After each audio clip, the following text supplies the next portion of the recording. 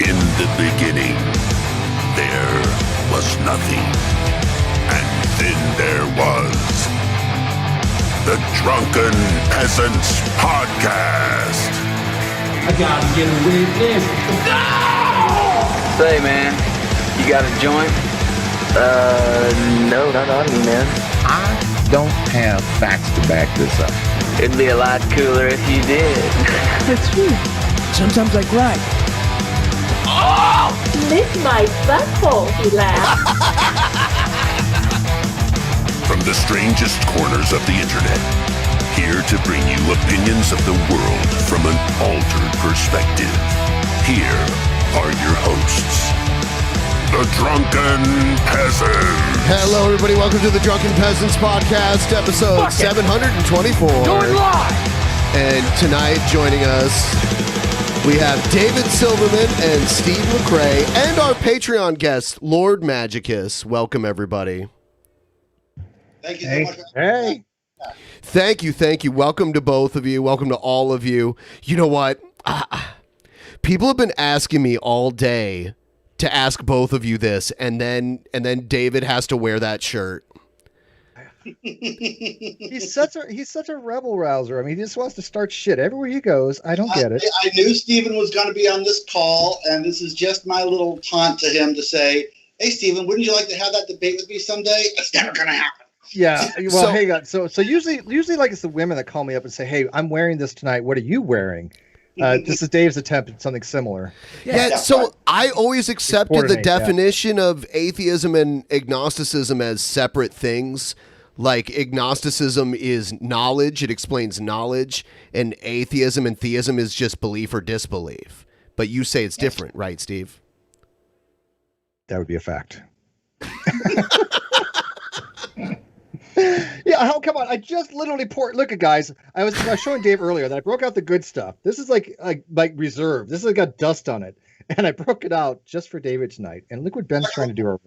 We have a loving relationship here, and you're already trying to destroy it and bring discord. This is also very good stuff, by the way. So this is for you, Steven. Don't know what it is. Is it what I think it is? It is. Yes. Okay. I've got some salt water. I don't know. That's just about it. Oh, boy, look at Billy, man. Yeah, no, I'm not doing too well. Good, clean living. You're not feeling okay, Billy? You dying on us? No, okay? I'm drinking Dasani. That's terrible. I'm feeding Dasani's into good Coca-Cola stuff. so I can have a water. For a water. Yeah. It's Coca-Cola water with salt. I don't need that in my body, but I'm putting it in my body because it was $1. I wanted a fresh beverage to drink on the show. Yeah. Because I'm a pussy and I can't drink alcohol. Yeah, he doesn't. He doesn't drink often, but it was part of his diet. He used to drink all the time before he lost all the weight. Yeah, I used to be an alcoholic. It was great. I was never really an alcoholic. No. But I could hang with alcoholics. That was my claim to fame. I'd always go out drinking with people who would like black out and try and bite my fingers off when I try and shove them in. We one time took this guy to his house and we took his pants off and hid his pants from him so he wouldn't leave his house because he wouldn't leave us alone. And then he still ended up chasing the car out with no pants on. Like, he's just dang was just hanging. I'm like, dude, go to sleep. But he was black out, so it was bad. This is my alcoholic friends. He ran a bar, so like he was a good guy to have around. Cool story. I'm just saying. You hang out with the most interesting people, Billy. Yeah. Everyone, if you're watching right now, do us a favor, like the stream. Liking the stream always brings more people in. Like, subscribe, all the cool stuff that we ask you to do. Send us your basic attention tokens. Those are out there too. Do that. And also, link in the description. And part of the reason why I asked David to come on, there's a new platform that we've been promoting for a few months, slug.com. And we've tried to give our explanation of what it is. How would you best describe the platform?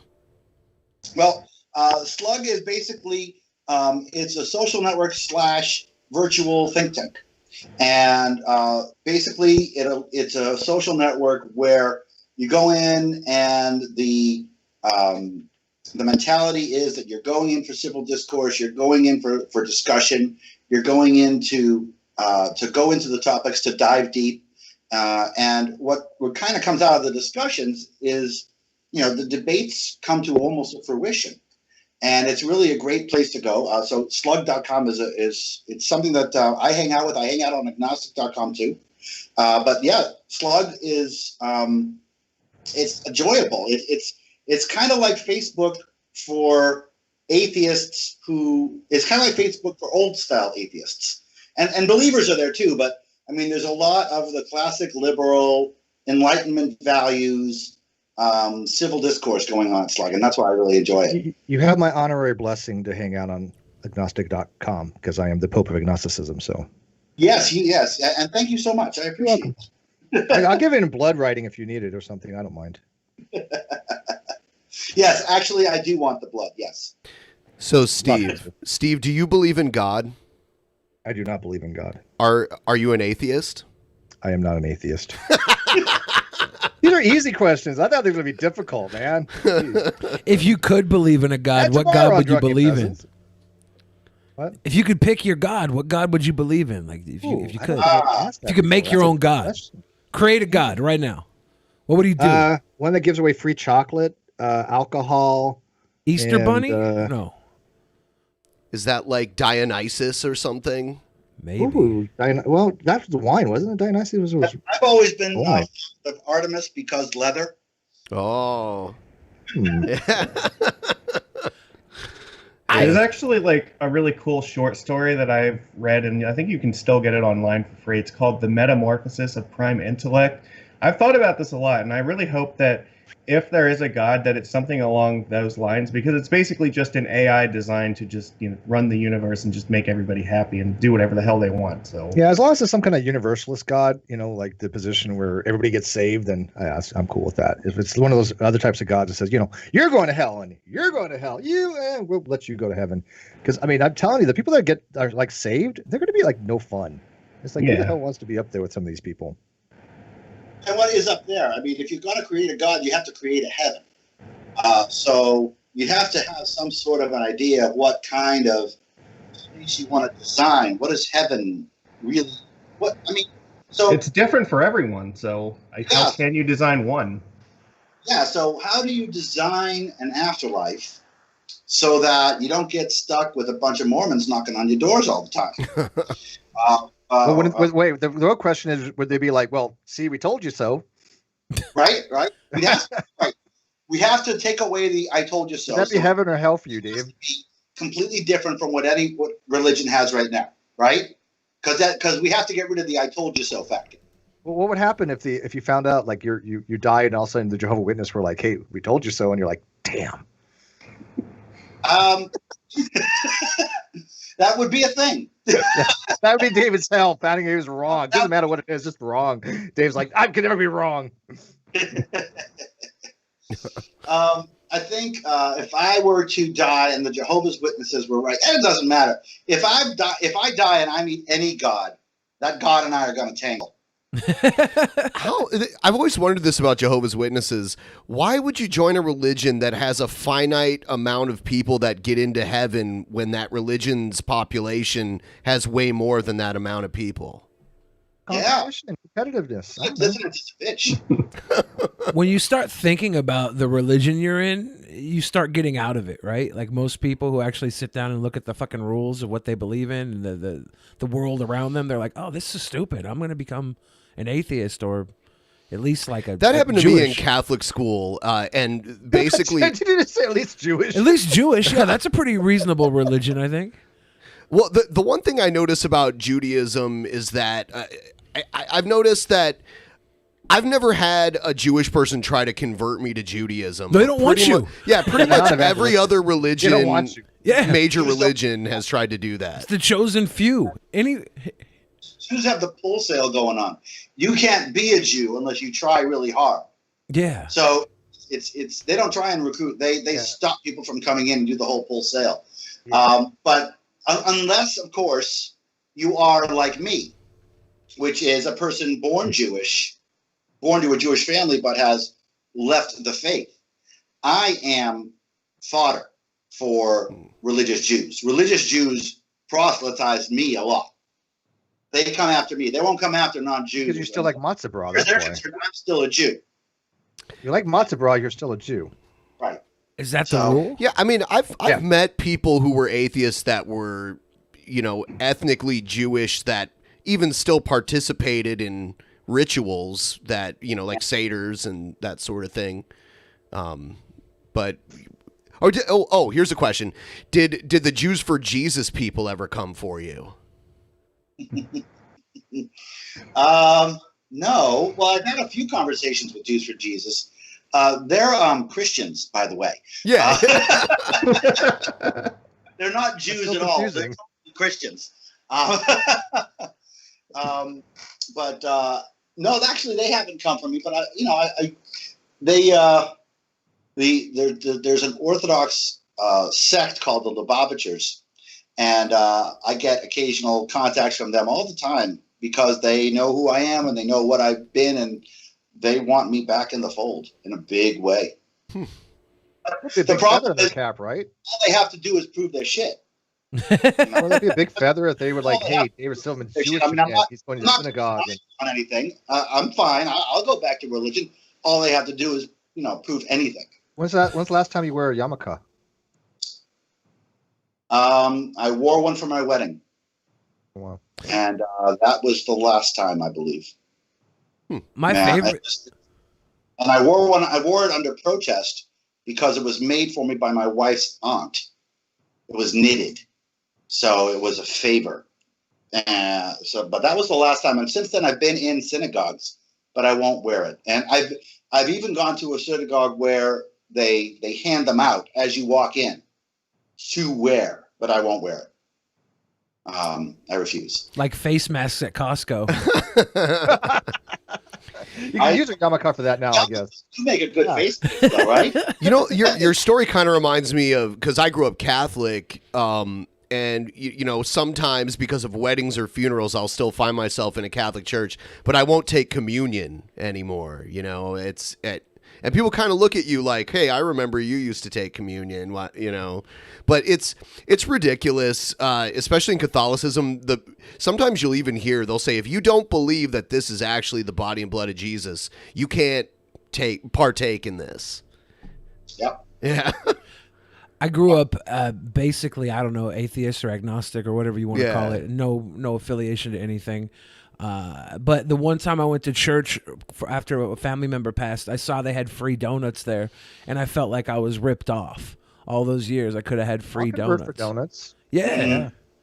Yeah, man. I didn't know there would be free. Hey, Steve, donuts. are babies? Use some money for my sweet. What? Oh shit! So sorry, we just got a huge donation from Brian D. Boyd of $300. Thank you so much, Brian D. Boyd. Yeah. Is that because they had me on or David? Both of you guys. You guys are just money. Yeah. Just your names in the title bring the money in. Maybe just see that using our names for Okay, whatever. There's like a baby dick smidge for Magicus. So David, the last time we had you on, you were telling us, you gave us the update on, how you lost your job, both of your jobs, leading up to the one you have now, and all of the accusations and everything. Now, you at the time, I think this was about a year ago, you had told us about the most recent ones, and I watched your videos, and this person does not seem like a stable human being to me whatsoever. Check this out. This is the person. David was at a party with friends. This person invited him to go to. She needed help with something. He touched her back and offered to help, and she turned it into assault. She didn't need help. She was a strong, independent woman. She said, "No, I don't need help." And then it took her 78 minutes to get up on a bad knee. I understand. It looked like she needed help. Everything about her said she needed help except her. So this is her being interviewed on a podcast, being asked about it, and this is her reaction to it. It hurt so badly. Rebecca. So how am I supposed to answer him after he's done it? I understand. I am just going to ask you to try to not be so angry right now. I didn't... Kind of sounds like the judge at the hearing from that. Is that David Smalley? I didn't do this to you, and I'm just trying to get to the I not mad at you. I know. I'm not mad at you. I know. I'm mad at all, I understand man. that you're upset. I'm just... Insinuation that I could have answered him. I was physically incapable of that. I was in excruciating, horrific pain. Okay. The reason I asked about the intention, and this is something that... Additionally, and let me add something, because I'm not done with my story, that if you're going with the 2-minute thing, because what he did resulted in my feeling... this one's very hard for me. This is the one that I have not recovered from at all. Like, I barely... Didn't her house get blown down by a tornado? What? Okay, that's how she got... What happened to her was her house got blown down by a tornado, and Wolf Blitzer was interviewing her on CNN, and they were like, hey, you got to thank the Lord that you're still alive. And she's like, I'm an atheist. And that's how she got involved in the whole movement. I remember that. I didn't even know that part of that story. I did remember that. Couldn't you just blame the Lord for taking your house at that point? So that she's traumatized by getting touched on her back, not a tornado blowing her house down. Well, Dave has an effect on people. I mean, well, look at his hands. Look at his hands. I mean, if you want to be touched with those hands, you'll hear about the effect. There's some no tornadoes doing this. I love how she cuts David off, Smalley off. I mean, Smalley was asking her a question, and Donos for she the just cut him off. sweetest boys on YouTube. Yeah, whenever you hear Stephen Hawking talking there, that's because someone sent us a donation. At all. It happens. But I experienced sexual arousal against my will. So does that mean if I wore I don't know, like hot pants or something, and I accidentally aroused people against their will, does that mean? Sorry, ladies, if you guys have any effect right now, I'm not held responsible for this. You're on your own, right? Guys too. I don't equal. And this is, it's really a symptom. This is a big deal because what this shows. I mean, I believe that Rebecca is a very sick person, but I was hunted here in a real big way. And one of the things that this shows, and I don't know if you have more to play on this because you could play a lot of this recording. But she actually said that when I touched her on the back, now remember, she had invited me to the party. We'd been friends for months. She had actually lent me a couple of computers. We had gone socializing several times. She invited me to this party. And I want you all to understand what I'm saying here. She invited me to this party. I said, no, I don't want to go to the party. It's too far. She said, we'll drive you both ways to the party. Come to the party. I said, okay, sure. I'm recently recovered from this big fall, and this is going to be my first party after what happened at American Atheists. And I'm going with a friend and her husband, Nathan Finch. So it's safe, right? All I have to do is just go to the party. I'm going to be on my best behavior and didn't drink too much, didn't smoke too much. But what happened was I walked into the party. She gives me this big hug as soon as I walked into the party. And she announces that she's going to hug me, right? She doesn't say, Dave, can I have a hug? She says, Dave, I'm going to hug you. And I'm not standing up to hug everybody. I'm just standing up to hug you. And she hugs me. And then hours later, maybe an hour later, I walked behind her. And she was struggling. She had a bad knee. And I walked behind her and I put my hand on her back. And she was talking to her partner, her podcast partner. And I put my hand on her back and I said, is there anything I can do? And she said, no. And I said, okay. She said, no. And she smiled.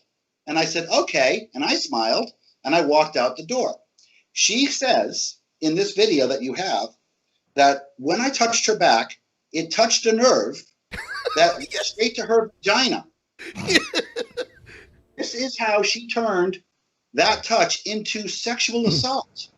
I mean, okay. Can you show me on a diagram where this is at? I'm kind of curious. Steve wants to put this one in his repertoire. Is she just making the argument that any part of her body is connected to her vagina, technically? Yes. I mean, if I wanted to, we could say, hey, you know what? Nathan Finch works at Microsoft. He's a pretty high up guy, a white guy. If he's ever touched you without your consent, he may have touched a nerve that went straight to your genitals. Right. Yeah. I want you to understand. I got to try this myself. Wait a minute here. I'll be back in a minute. No wonder it's so hard. I didn't never thought to look on the back. If Nathan gets fired for this, don't worry. He'll be fine. He can always drive Uber or sell insurance. Don't worry. Yeah. Well, this is not fair. This is not really fair because we're all men here, and we don't know how Johnny Tingles work. I want to hear her say this because it is. I want to believe it's a parody. I know it's not because she took you to court. No, in court, the judge is like, explain the touch. How long was the touch? But And you're she's right. in her head. She's like 1, 2, 3. Yeah. Not that long. Couldn't even say 3 seconds because it wasn't even 3 seconds. And She's I like, have that queued up too. I did want to play Can I certain add parts of something real that. quick that Go actually ahead. is kind of important, It's though? fun, but I want to get. But while we're listening to this stuff, I want to preface it by saying this is not about trashing Rebecca Vitzman.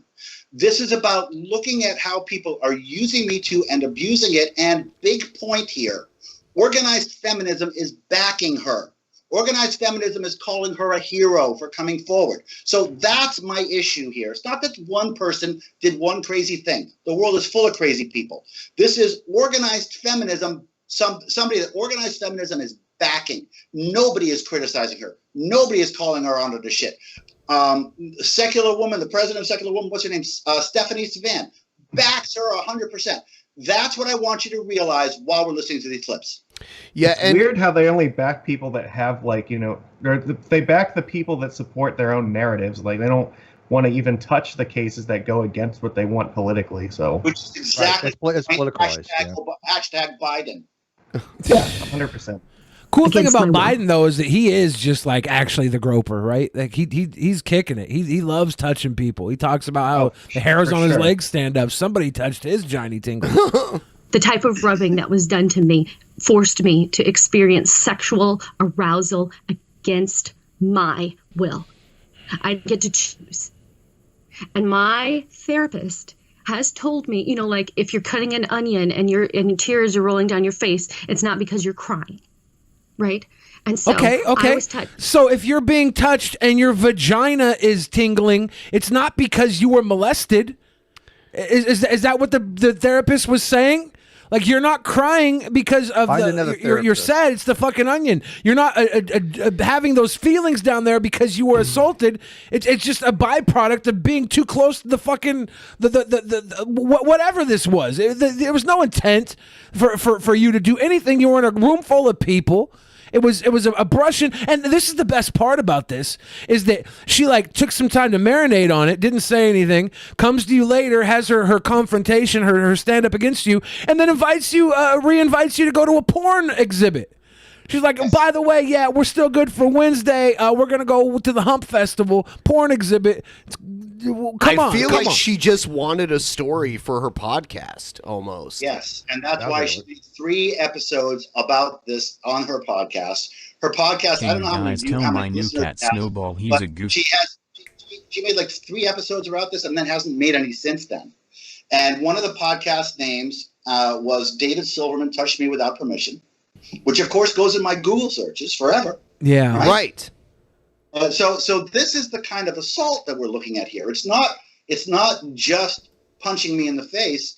They have assaulted my life. She has assolted my life. It's character assassination assault. It is a character assassination. It is willful, and it is we can talk about Rebecca's sanity all we want. I prefer, after listening to this, and I think you will too. I believe that she's not malicious. I believe she's insane. I believe her husband Nathan Finch is is malicious. Really? And I believe his partner Connie Muller is malicious. Yes, I do, because they both seem sane. So he drove you home from Tacoma after the whole incident happened, right? We were in the car it's a good 40-minute drive. No words. We had lots of discussion. We talked about a lot of things. No words about any trauma. No words about any problem. We had a good time at the party. So I thought. Well, she didn't tell him about it until afterwards, right? Till he got home. It was. She was in searing pain, as you could hear. I think her words were horrible, unbelievable pain. But we stayed at the party, giggling and laughing for another few hours. Yeah. How did she go from sexual arousal to pain? Well, the pain was there. What? The pain was there. The sexual arousal came in between the bouts of pain. And a lot of people get sexually aroused from pain anyways. So how can we blame it on David's hands? She could have just been a little turned on by her fucking burning ass knees. Who knows? or she's fucking lying and using Me Too to get publicity for a podcast. Because after we went out, so this is something that I haven't really talked about before because I didn't really remember it until I thought about it. After this happened, after I touched her on the back, and we went out to the backyard, we were starting to smoke weed. There was a period of time where there was a discussion going around between Connie and Rebecca, and they were speaking in kind of a code, like little girls speak in codes. I'm a 5, I'm a 3, I'm a 2. Well, I used to be a 5 and now I'm a 3. They were going back and forth, and what I realize now is that was code for their different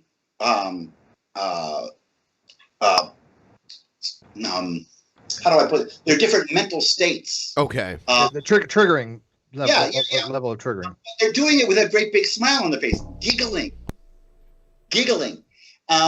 So I believe very strongly I was set up. I believe very strongly I was character assassinated. I believe very strongly that it was a malicious act by 2 women and 1 man who falsely accused me of sexual assault on the back of Me Too, on the back of real victims. These are horrible anti-feminist traitors, and they did wrong, but that's not the problem. Okay? I don't want it to be about those 3 people who did so wrong. I want it to be about the fact that they got away with it from the broader feminist movement, that the progressives still like Rebecca Vitzman. She lied. She is making me come on this podcast and so many other podcasts just for my own ability to earn a living and to have my life. I have to come on here and say, yeah, 3, not 2, 3 different women have made 3 lies or 3 bogus Me Too allegations. I have to do that. Well, I can tell you, David, on my show tomorrow, I'm going to be telling people how I can see you staring at me through the camera, and I'm getting really sexually aroused right now. Not complaining. I'm not complaining about it. Your penis, man. Your eyes are connected to your penis. There's nerves. The nerves. I can. It's happening. And man. thank you You're guys getting for all hard, that I'm you do. holding you. You're all sweet boys. Thank you. Snowball is a goof. And by the way, we'll if you're sending in any Streamlabs, we will read them at the end of the first segment here. We'll listen to a little more of this. In an area that contains nerve endings that could directly connect to my vagina. Everything in your body is connected. Everything is connected to something that's connected to something. It's all one thing. You're an organism. Yeah. Once a piece of your body becomes disconnected, it's really hard to get it back on. Yeah, what? Really hard. That was done to me. You know, Okay. I can kind of see Rebecca here because there's stories of men in prison who get raped in prison, and they are aroused during the sexual assault, and like they obviously never consented to that, except that was actual rape, right? Right. Like, this was just a little pat on the back. So I don't know. I think there's a little disconnection here, Rebecca. I mean, at the risk of sounding like an MRA, it's also kind of sickening that like prison rape is just talked about as a joke too, when like that's a very real, I agree. serious problem. Rape is wrong no matter who it's being done to. And since that, and then at the same time, I was rubbed over where I have spinal damage. So arousal and spinal damage connected at the same time. I gotta settle down. Okay. Gotta settle down. Yeah, that lady's I'm sorry, broken. that She's sounds broken. fake It as sounds fuck like to me, she's acting there. Like it's, yeah, that sounds fake as fuck. I don't know. I don't think it's don't know. fake. Yeah. She's either a great actor or she's insane, in my personal opinion. Could be both. But She's deranged. Right there, it sounded like bad improv. Yeah, exactly. That sounded. But that's the way I read it. But too. that's because you're acting like a victim to like convince yourself you've been victimized, because there's now power in victimization when you're the victim and you can hold that against somebody. If you're a victim, you have no responsibility. It's somebody else's fault that you're a failure. Yeah. Fuck. Yeah. I mean, it could be pathological. If you like keep saying it over and over enough, you might just end up saying it enough times where you actually believe it too, even though it just isn't true. Well, like I said, if Rebecca is sane or Rebecca is crazy, Nathan Finch and Connie Muller are not. They are not insane. And they are all in on it. I think she's just reaching really hard. Like you had no intimate relationship with her at all. So she really has no ground to stand on at all. Like, at least I don't remember the story. I remember the story of Dillahunty's ex-wife. That there was some sort of intimate relationship there. I had sex with Dillahunty's ex-wife. That actually happened. Yeah. Okay. Yeah. So like, this is a touch on the back of a friend. This is Right. not. And the way she posted it when it came out with it, she didn't say like, "Oh, I was at a party with my friend Dave. I invited him there, and he touched me on the back, and it triggered me." What she said was, Dave Silverman touched me creepy touched me at a party.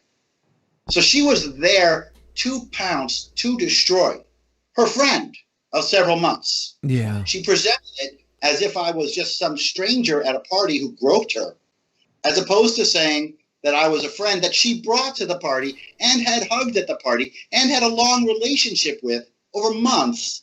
And I touched her and she triggered. So you think this was a setup from the get-go? I'm absolutely certain of it.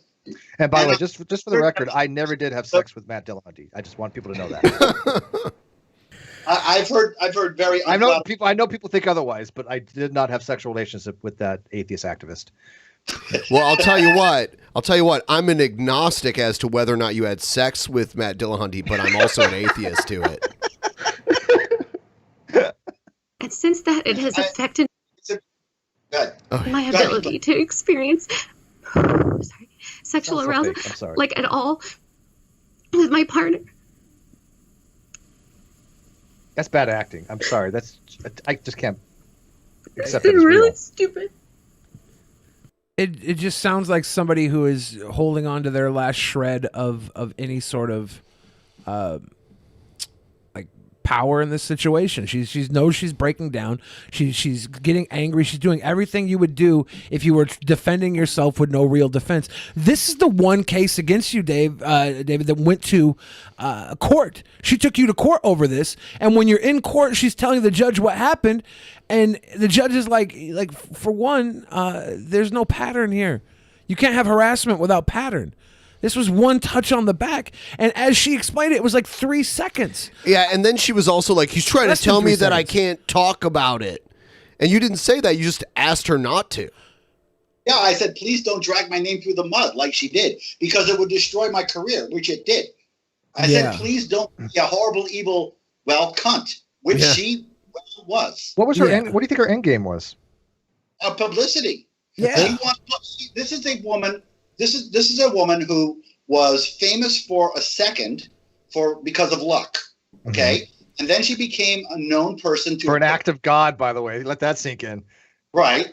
Go to the beginning of that. If you can go to the beginning of this, because the important part of this is at the very beginning, right after this part, when they first talked about it, they talked about it on the first podcast, and the podcast read, the first time they talked about it, it was a brush on her back.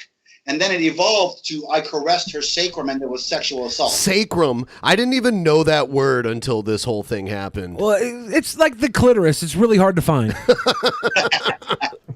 Yeah, it's because it's on the back. Yeah. Listen to that. Said, "Oh, is there anything I can do for you because you're hurt or whatever, whatever that was?" And then you were like, Evil "Oh, man. I'm just gonna get my shoes out from under here," and you turn around.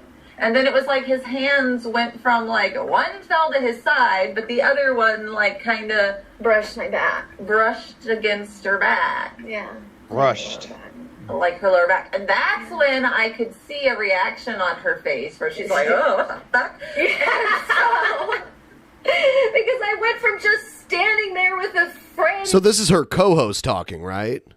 Yeah, that's Connie Muller. And she's all like, "Oh yeah, I could see it on your face that you were just violated. You had this look. You were." And did you hear her mocking me? How I was how silly she portrayed me from saying, "Is there anything I can do for you?" I mean, I wasn't saying, "Oh, is there anything I can do for you?" I said, How does it not affect them that "You're struggling, my friend, who I care about. You're struggling. Is there anything I can do for you?" That's and then Connie just mocked me on this because they want to dehumanize me, because they want to use me, I believe. How is it that I don't see the thing I have an issue with when people have these types of allegations like they're doing is that what person in their right mind would ever want to be ever in a room with them ever again? That's the problem, Steve. I don't see how I don't know why they do this to themselves, because if obviously if they're going to be doing this to you, they clearly could do it to anybody. And as a person, who has gone to parties, I'd be like, I'm not going to that party with them. I'm not going to be in the same room alone with them. Well, I want cameras everywhere. This was a party in the Seattle area. This was in Tacoma, right? That's where this party. Tacoma, yeah. So I'm gonna drive down to their next party. I'm willing to go hang out. I'll bring a webcam in there. I'll live stream the whole thing. Why don't you bring Onision? He will. Yeah, I'll bring Onision. I don't care. I want to get those donos, dude. I'm getting views. It's that content. There's nothing going on because social distancing. Right. It's a shame that this whole thing happened. I mean, she actually she got a restraining order. This is from the restraining order, but this is all for posturing. This is all for publicity. And you'll hear, if you listen to this, you'll hear it over and over again. She talks about her podcast. Yep. That's what she was talking about. And when she said, okay, I want you to come on the podcast to talk about you creepy touching me. I'm like, no, I don't want to do that. I'll come on your podcast to talk about other shit, but I just touched you on the back and offered you, help. I don't want to destroy my career by having you confront me about touching you on your back on your podcast for publicity. She tried to arrange a podcast where she had you on as a guest and confronted you about assaulting her. I'm like, what is that? Wait. Was the podcast before or after the restraining order? Just curious. The podcast was before the restraining. No, the podcast was about the same time as the restraining order, actually. So it seems kind of weird that you'd want to be on a podcast with somebody who you're trying to legally enforce never having to see them. No. I'm thinking about the restraining order came in December. The podcast was in November. So the podcast was okay. And that's when it came. The podcast came out, and then they destroyed. Then they came up with creepy touching, sexual assault. I'm not a cancel culture person, but I'm going to loop in the journalists, the progressive journalists on this, so that they can write more stories about David Silverman sexually assaulting somebody again, because that's the way this works. And so you see, why are they doing this, Stephen? You asked, why are they doing this? Because they got a big hit, okay? She is automatic. She is all of a sudden a hero again. She's all of a sudden significant again. She was a nothing. She had been drummed out. Feminist poster child kind of thing. Yeah. Yeah, she'd been drummed out of the movement. She had her quick hit. She got a quick job at Foundation Beyond Belief. And then apparently that went away for some reason. I can only guess why. So she was out of the movement and then nothing. And all of a sudden she's a star again. She's the woman who bravely stood up to Dave Silverman's third sexual assault. She has people who believe that. And that's why she did it. That's why she did it, I think. She's a hero again. She's significant again. She's got so many new friends. Have you? Are you familiar with the sacrum? Did you know all about this body part? I had no idea what sacrum was until she said it. I never did either. But it is connected to the coccyx and the pelvis area. So and it's all connected to the middle back. Yeah, exactly. Yeah. Today's the first time I'm learning this word too. Well, you do got to be careful, because I'm going to say I know somebody that has had epidurals, and sometimes women. If you touch them in the small of the back it might actually be painful because of that. Well, sure, so it might actually, and you know what you do? You apologize and you don't do it again. Geez, I didn't know that was going to happen. Content. There has to be some form of intent involved in some of these things. Right. And you know what? You made a good point, Billy, because she did talk to me about this, and I did apologize, and she did accept my apology, and she did then say, "We'll go to that porn festival," and then she said, "Come on my podcast," and then I said no, and then it became sexual assault and a creepy touch. It was almost a punishment for not being on the podcast in a way. Rob, retribution. I did not consent to you not being on my podcast. This is that's the judge talking. The testimony you're about to give will be the truth, the whole truth, and nothing but the truth. Miss, sir, I do. Please tell me your full name. Rebecca Finch Fitzman. And sir, your full name? David Philip Silverman. All right. Ms. Fitzman, you were in front of Judge Padula on December 10th, and she granted your temporary order and scheduled today's hearing. As a preliminary matter, do you wish me to continue and hear the case and issue an order? Yes. And Mr. Silverman, do you have an objection to that? I do. Okay. Ms. Fitzman, go ahead. I just had time to read it. I don't know as much about it as I'd like to, so tell me what's going on. Okay. I'll also have 2 witnesses here, and that's why the other judge couldn't stay because she knew one. Okay. I didn't know if you needed anything about that. Okay, so on November 2nd, the reason why we're here is on November 2nd, this man assaulted me. This was witnessed. I was hobbling. I had damage to my sacral nerve after twisting my knee. It was an injury. I had hospital. So I'm hobbling over to my shoes. This man is behind me. He says, do you need any help? And I said no. And then I'm trying to bend down, which is very, very difficult. I have videotapes of myself around this time. Okay. So I'm trying to bend over, and then he reaches for and caresses my sacrum and then scampers off. This was all witnessed by somebody. Additionally, there are other people who, now that I've spoken out, says he has a grab and scamper behavior they have witnessed. Grab and scamper behavior. So you can hear what she's doing here with this, because I mean, she has a podcast. They talk about grab and scamper like 3 or 4 times. It must have been rehearsed. And I mean, as far as I can tell, this is something that, because Connie talks about scampering as well. So they're obviously trying to, like you said, they're trying to assassinate my character. They're trying to make me sound much more evil than I am, simply because they can. Anyways, keep going. It wasn't a grab anyway. Like, how can they call it grab and scamper when they agree? It was a pat on the back. Well, the scampering. When I played baseball, when I played Little League in elementary school, I used to get patted on the back if I made a good play. My coach wasn't sexually assaulting me then. Did the coach give Did you get aroused, though? Unintentionally, yes. Did the coach? Why'd you have to bring that up? Ooh. It brings back bad memories. This is why he doesn't play football any longer. Did the coach rim your sacrum, though? Yeah.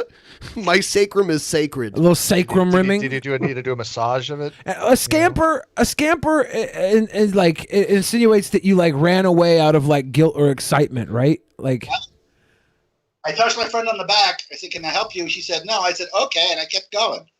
There wasn't the jump. I mean, I'm David Silverman. I don't fucking scamper. I saw you scamper with Bill O'Reilly. He stays for a few hours after, He likes to cuddle. Tide goes in, tide comes out. David Silverman scampers away. So he. How long did the touching last?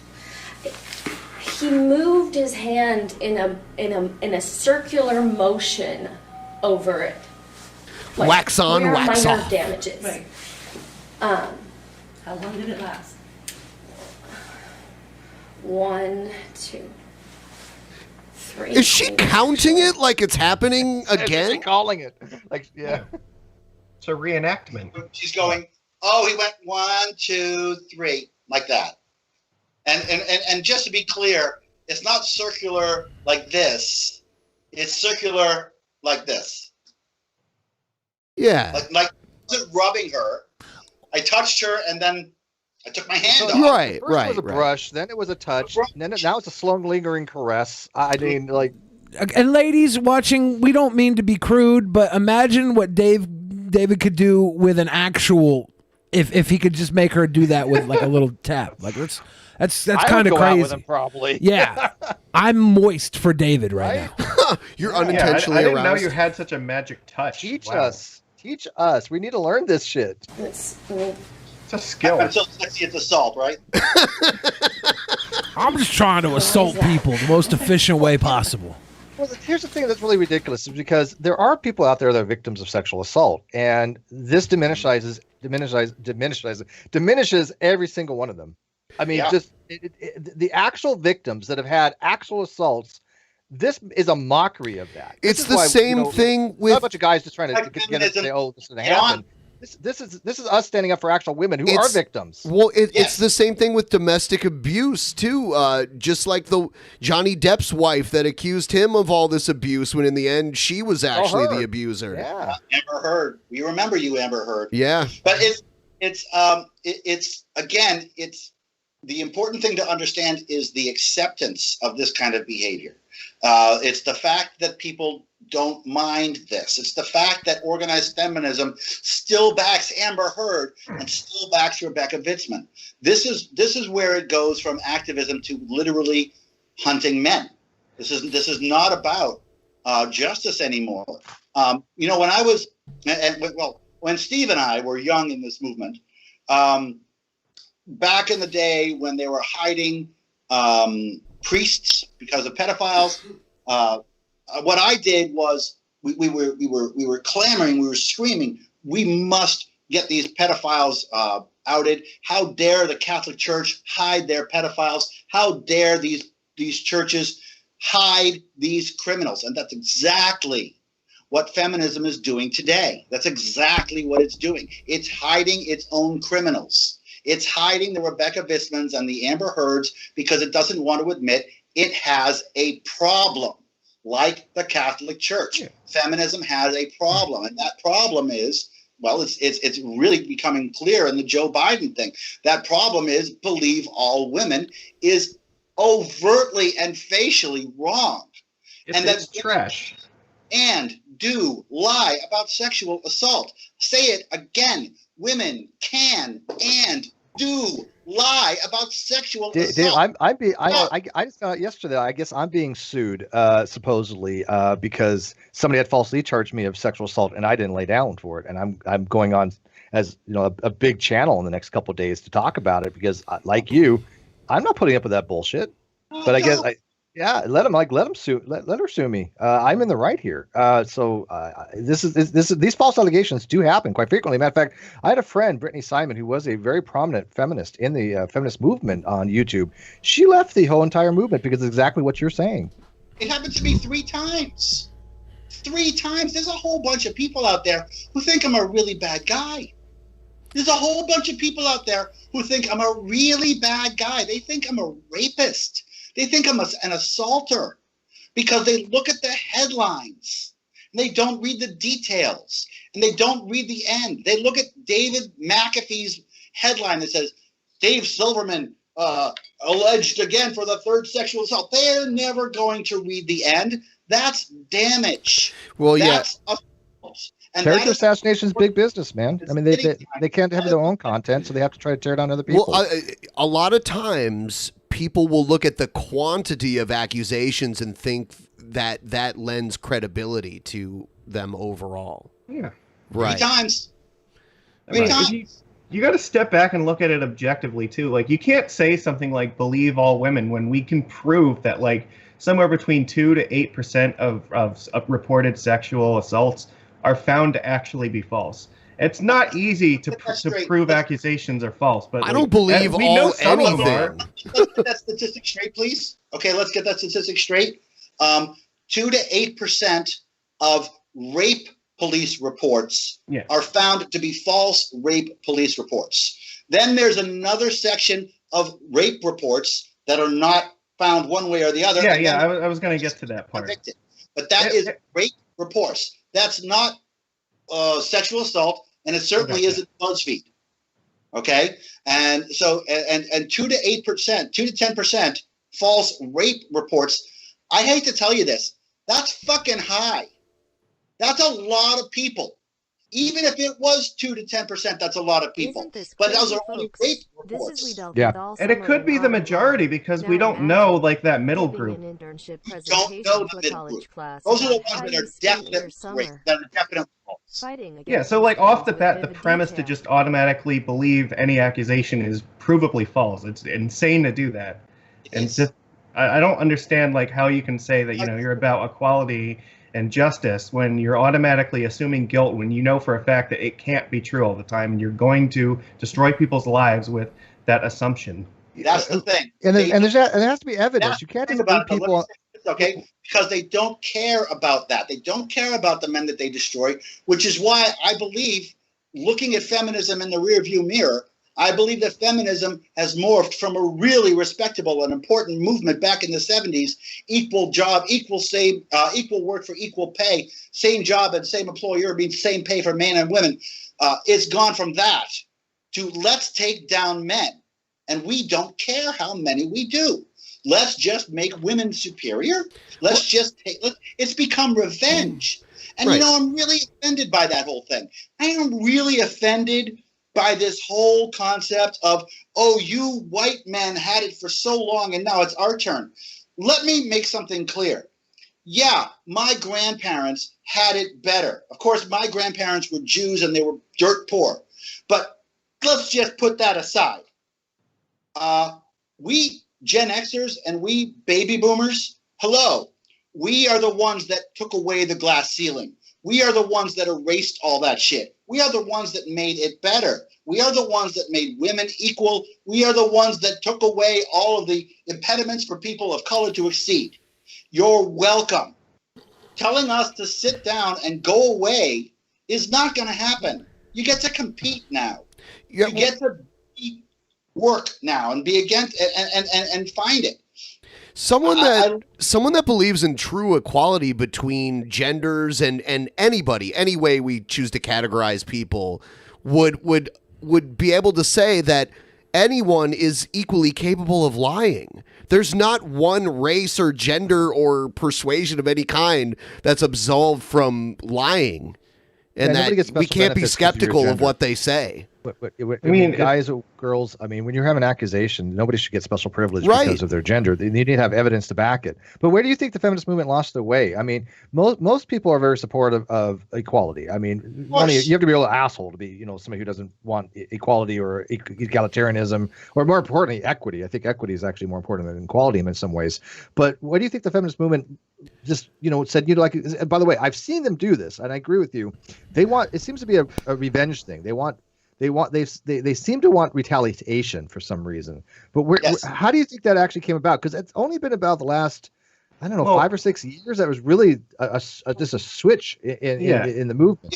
If you look at the atheist movement and you look at the feminist movement, and frankly, if you look at the LGBT movement, you see three movements that won.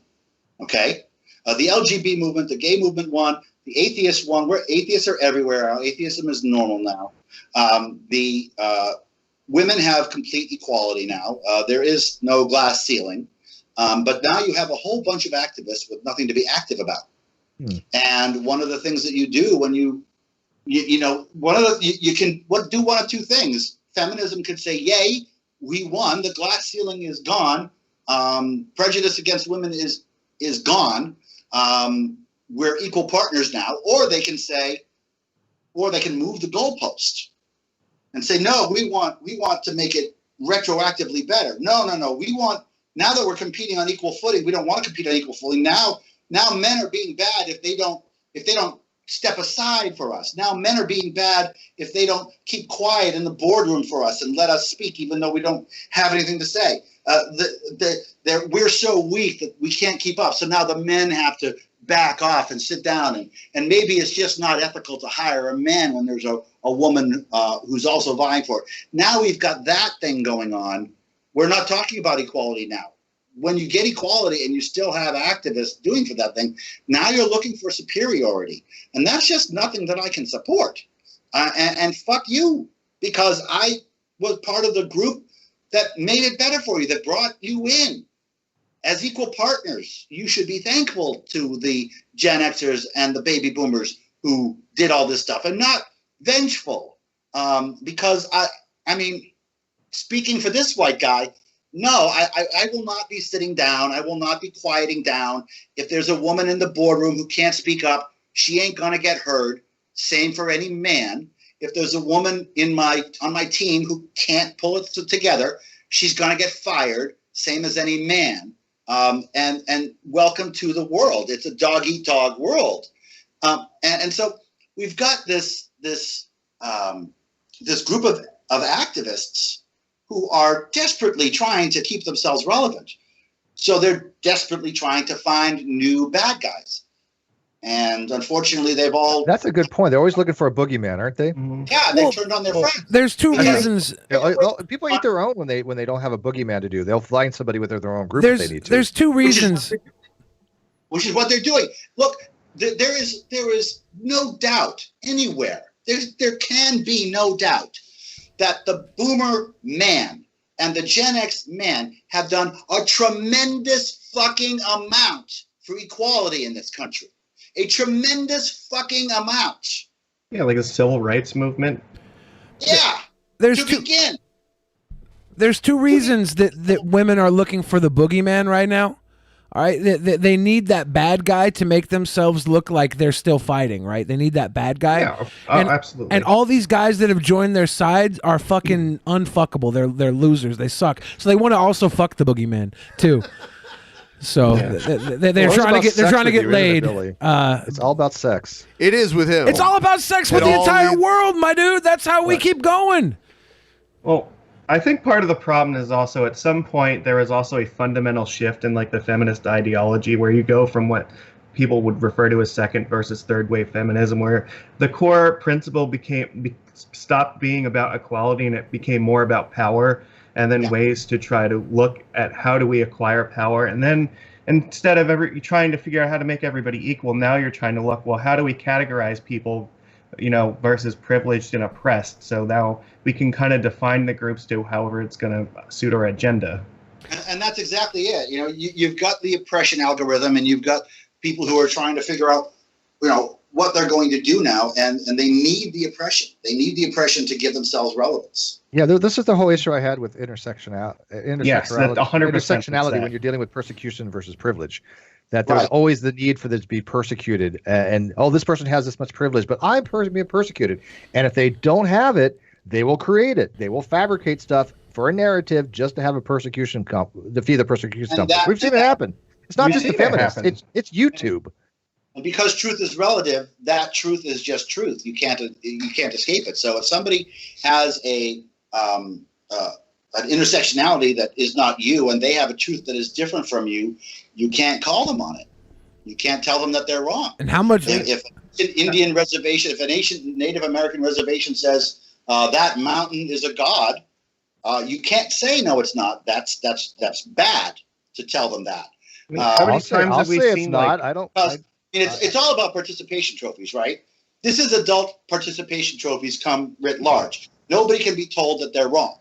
Nobody can be told that they lose. Nobody can be told that they fail. Everyone's a winner. It's always somebody else's fault.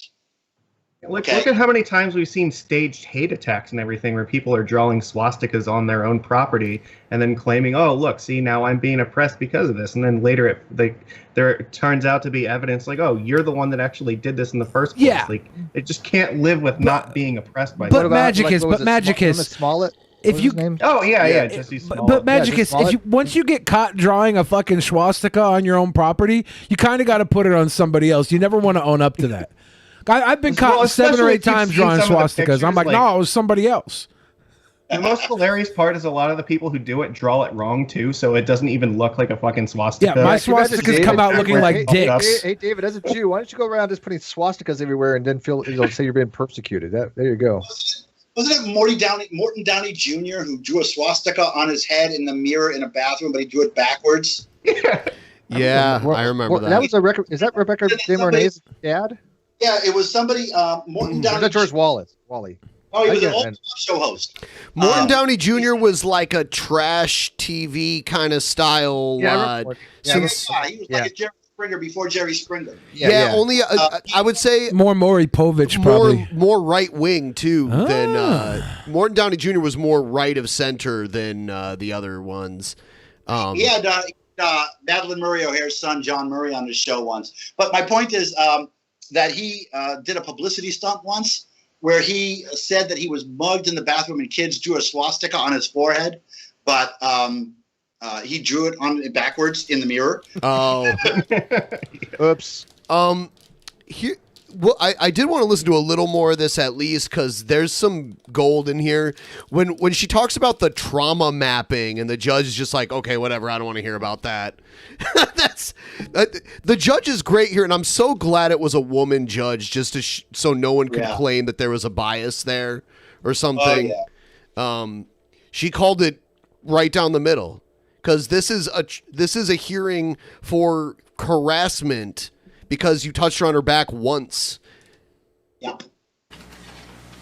Okay. Once. So,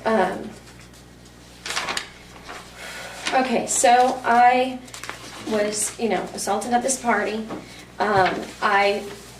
Over my sacral nerve damage, I was already in severe pain. We were walking to the back porch after I had vocally told everybody I need to go to the back porch because I'm in pain. I need to smoke weed. I'm hurting really badly. Additionally, whenever he entered the party, he came over to give me a hug and he squeezed me really hard despite me being in obvious physical pain. And I went, ah, like that. And this is the hug that she offered to you when you arrived, correct? Yeah, this is one of those stories that changes. This story changes during this recording. Okay, so the actual, and what's going to come out at the end of this, and you're going to hear this, is that I walked into the party. She was on the couch with her bad knee. She says, "You're here." And she said it really loudly. She says, "I don't stand up for everybody, but I'm going to stand up to hug you." And she threw her arms around me, and that's the hug that she's talking about right now.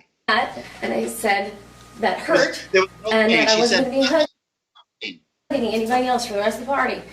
And so then my arms are pressed into my rib cage from this point forward for the rest of the night. Like I can't move them. I'm in too much pain to be able to reach for things. So. Did he know you'd hurt your back? Yes. Okay. This was stated to him. When he hugged me, I even was like, ow, my back is in pain. And then he sat down. Did he know? No, he did not know before strength?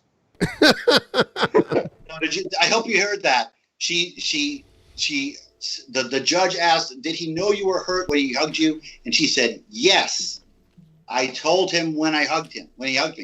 And then the judge said, so he didn't know before that. And she said no. So she changes her subject, her topic, her story during this recording a couple times here. Like me not to squeeze my back because I had a knee brace on. There's no, he doesn't know that my back is an issue, but now he knows. I just saw someone in the chat say, "Who would ever believe her shit?" David lost his job over these accusations. His second job that he lost over accusations. And people believe a lot of real weird, fucking stupid shit all the time. There are a lot of people who love Scientology, so. Yeah, I empathize with David because I live this every day. People are stupid. Shit. My back is an issue because I say, my back. And then I start talking about my back. And the reason I'm going to the porch is because of my back. So I'm hobbling in front of this dude. And then he asks me if I need help. And then he engages in his grab and scamper. Where was the grab? What'd you grab? I have a text. I understand that. Okay. Witness. Okay. I have text in which. Let me ask you a question. Yeah. So he didn't know not to hug you. When you said, ow, that hurts, or whatever you said, did he immediately let go? He stopped. Okay. Yeah, he stopped. Definitely. That doesn't sound like harassment to me. If you, I don't know. I'm sure that he just went in, just kind of crush her arms, Did you end up going to the porn showing with them, or did that get canceled? No, canceled. She canceled last minute. I have spoken out a lot. I have an index full of women where he's, engaged in all types of behavior. So the reason why I'm here, though, is he connected me to these two women that he publicly talks about all the time. In April of 2018, lost his job due to sexual assault allegations. A year and 5 months later, he's on YouTube talking about his revenge fantasies, how he can feel the rage coursing through his veins, how the only thing quelling his rage is his comeback. How is this relevant to harassment? This is called poisoning the well. Right. Has exactly. absolutely no relevance to the say that I'm a danger. She's trying to say that I'm that she's afraid of me because I went on the podcast and said I was angry at Rose St. Clair and Beth Presswood, who also lied about me. She said, but I haven't actually done anything to those two lovely people. I haven't threatened them or done anything to them. But she says that she's afraid because I expressed anger toward them. I think it's pretty interesting that she's talking about how you hugged her so hard that she had to kind of limp away on one leg. How does the hug have anything to do with your leg hurting? She was limping before the hug too. Yeah. The limp was there the entire time. There just to try to make that implication, even though it has nothing to do with it at all. Right. See, it's malicious. That's why I think this is malicious. He's not going to have now because I've come forward about what he's done. From what? From losing his job after the previous incidents. Okay, what was his job before? He was the president of American Atheists, or the executive director, the head guy, American Atheists. What is that? Is that like a anti-religious group, or what is it? That's not what I would call it. I would say it would be more of like activism, Okay. Trying to, promote the idea that, atheists have a voice in everywhere. Like sometimes maybe it could get into some anti-stuff, but like that's not the purpose. Okay. So a year and 5 months and this guy is still like raging and angry and says, I could turn into the Hulk just like that anytime about these women who have spoken out against him, and now I find myself in this position. But not only that, he linked me to those women when he was talking to not only me, but also to my partner. She's such a hero, though. Like the way you were going to attack those women, and then she still invited you to that party and allowed you close enough to rub her sacrum, and now she's standing up to the Incredible porn Hulk festival, even though you're Yes. clearly a harasser. Yeah. I hope she didn't go to the porn festival and get involuntarily aroused there. She did go to the porn festival. She just went with somebody else. She canceled on you last minute? She canceled on me last minute, but she did go to the porn festival despite her trauma. Oh, She did get to the porn festival, and I hope she had a wonderful day. Whenever my partner asked to print the computers back, and then he just went into this. Are you going to meet your American Atheists as well? No. Okay. And how do you know him? We're both activists in the same movement. So. Okay. Yeah. But not an American Atheist? No. Okay.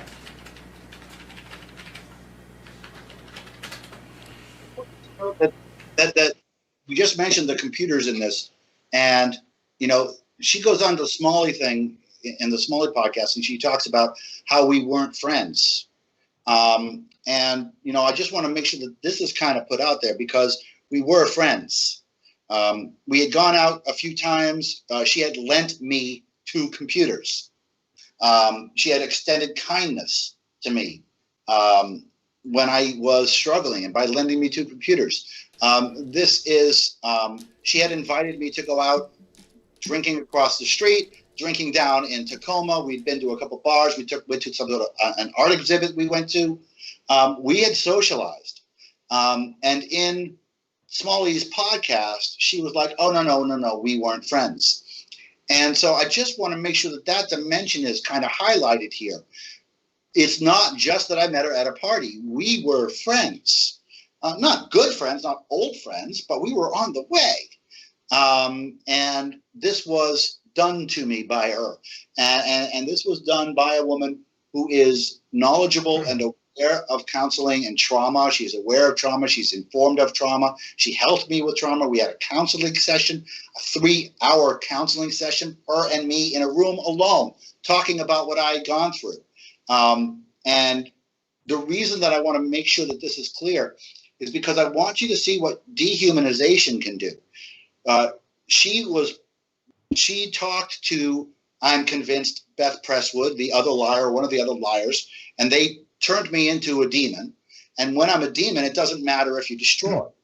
Yeah, you're no longer human. It's dehumanizing. Right. And so I went from a friend to some guy who creepy touched her at a party. And, oh, no, I wasn't a friend. And it's just something that I want you to see, because this is what wokeism does. It makes this kind of behavior okay. It makes this kind of betrayal okay. And feminism is backing this. Organized feminism backs this. It's frustrating as hell, because I'm a feminist. I'm a second wave feminist. And to see feminism doing this and endorsing this and saying, yay, Rebecca, you always tell the truth because you're a woman, you're a victim. And then for this whole Tara Reid thing to come in and go, and they just discount the whole thing. It just makes me crazy. But I just wanted to bring in the aspect here that there was a friendship that was betrayed. that there was a friendship at length that was betrayed. And the reason the friendship was betrayed is because she lost her humanization of me. She dehumanized me. I became a thing. I became a thing I became this dude that you heard.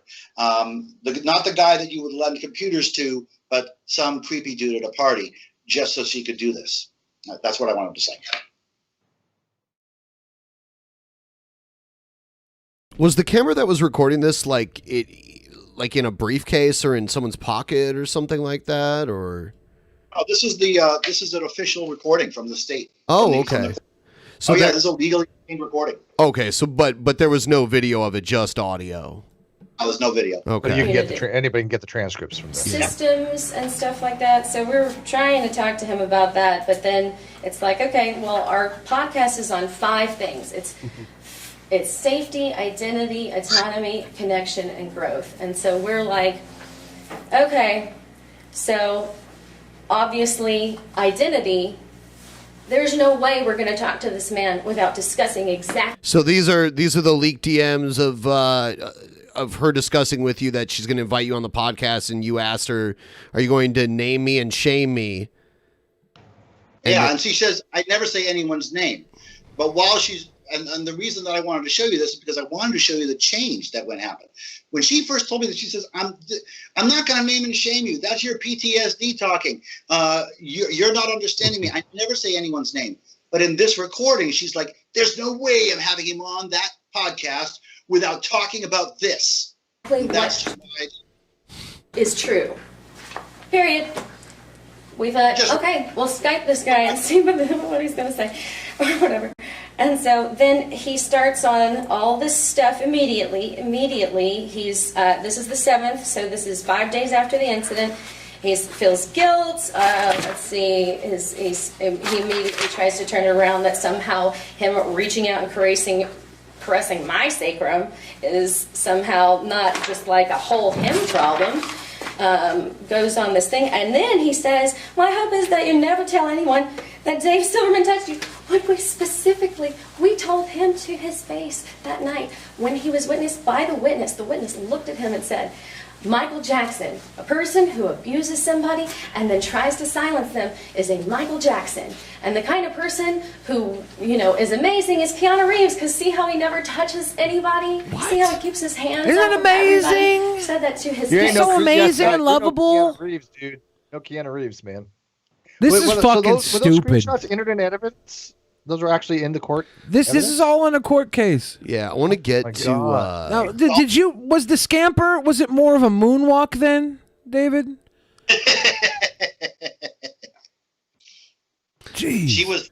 She claimed that she was sexually traumatized, that she can't have sex with her husband anymore, that she can't get sexually aroused from her husband. Now, her husband's not the most well. Let's just say. She can't get it's understandable, frankly, but she's pinning this all on me. She's building what's obviously a loss of consortium court case against me, she's this is what's happening. Well, how come you couldn't countersue her then? And I didn't say I wasn't. Just to wrap it up, because it is a long video, basically in the end, the judge dismissed the claim because there wasn't a pattern of harassment. There was one incident where her back got touched. She said she didn't want it to be touched. David apologized and said he wouldn't do it anymore, and that was it.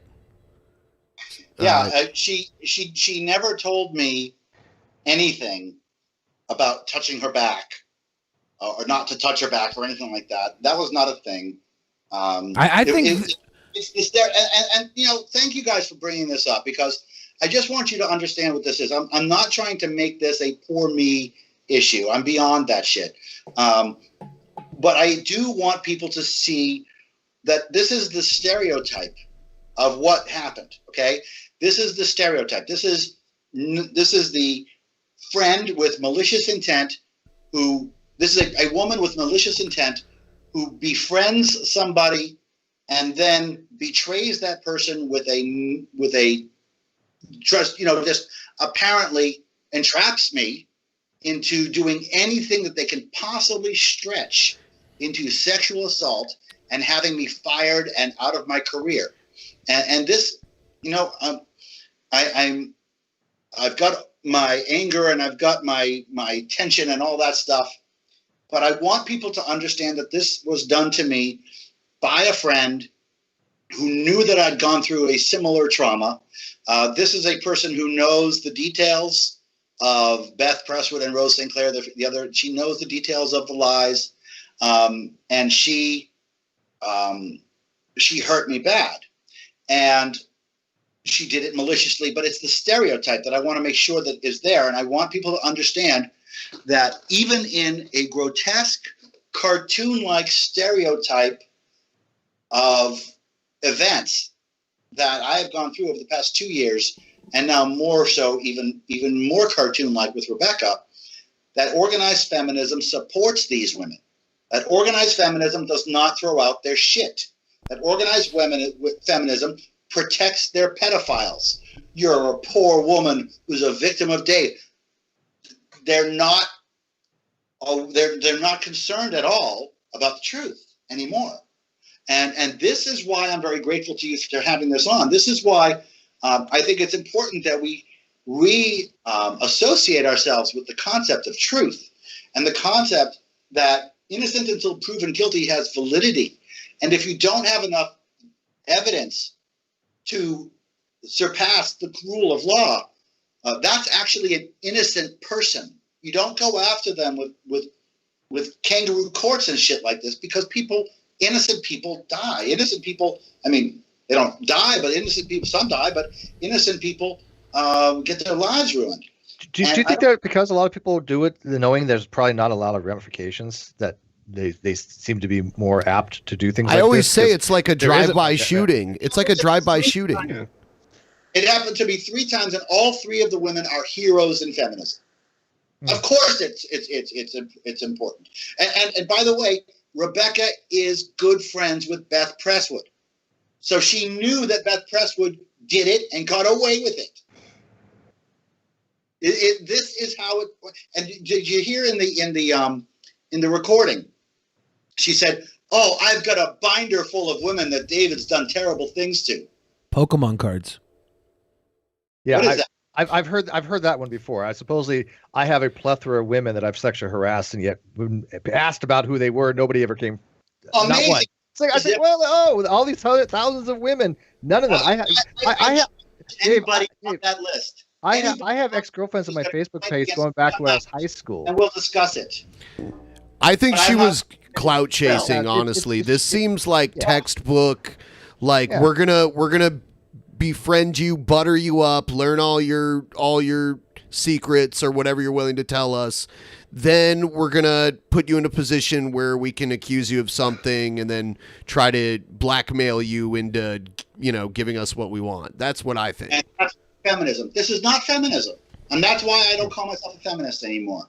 Well, And it's so interesting to be in this situation, because I was married to the word feminism for so long.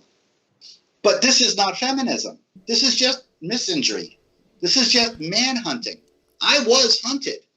And the movement, and there's, look, I've got a recording here, and I really think I've got 100% vindication here, right? And organized feminism is still calling her a hero, still calling her brave, and still calling me a bad guy. And I have been fighting for feminism for 30 years. So think about the strategy here. Think about feminism trying to do what? Make itself equal with men. Well, you can't do that without, guess what? Men. And now we're taking that and we're trading in the situation of men and women being equal to now women can just say shit. They can just lie. They can just lie.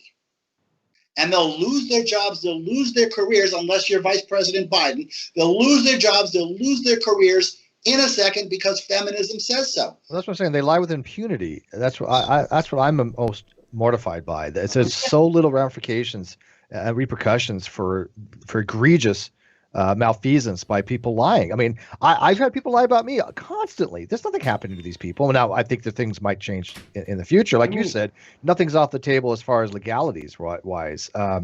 But it's so easy to make accusations, and it doesn't matter if there's any veracality or not. It doesn't matter if they're truthful. It just matters. Oh, let's just throw that out there. I mean, you've seen how people for like what, almost a year have tried to label me as a rape apologist, me who's dating a person who's an actual victim of sexual assault that they don't give a shit about, that they even said that used terms like, oh, she's transgender as a pejorative, which by the way she's not, and if it was, it's never their damn business.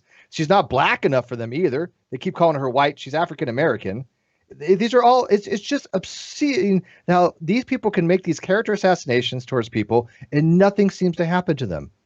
Well, even like the legal ramifications for like, false accusations against somebody, you might go to jail for like a decade or more. But even if it's one of the few cases where you can actually prove factually that the person is lying about it, the penalty for lying is basically a slap on the wrist, if anything. They're not going to prosecute that person half the time. And like, even when they do, like, it's like a tiny, tiny fraction of what the other person would be facing. They wouldn't believe me if I said, hey, look, David touched me and I got all quivery and jizzed all of myself, and nobody's going to believe me.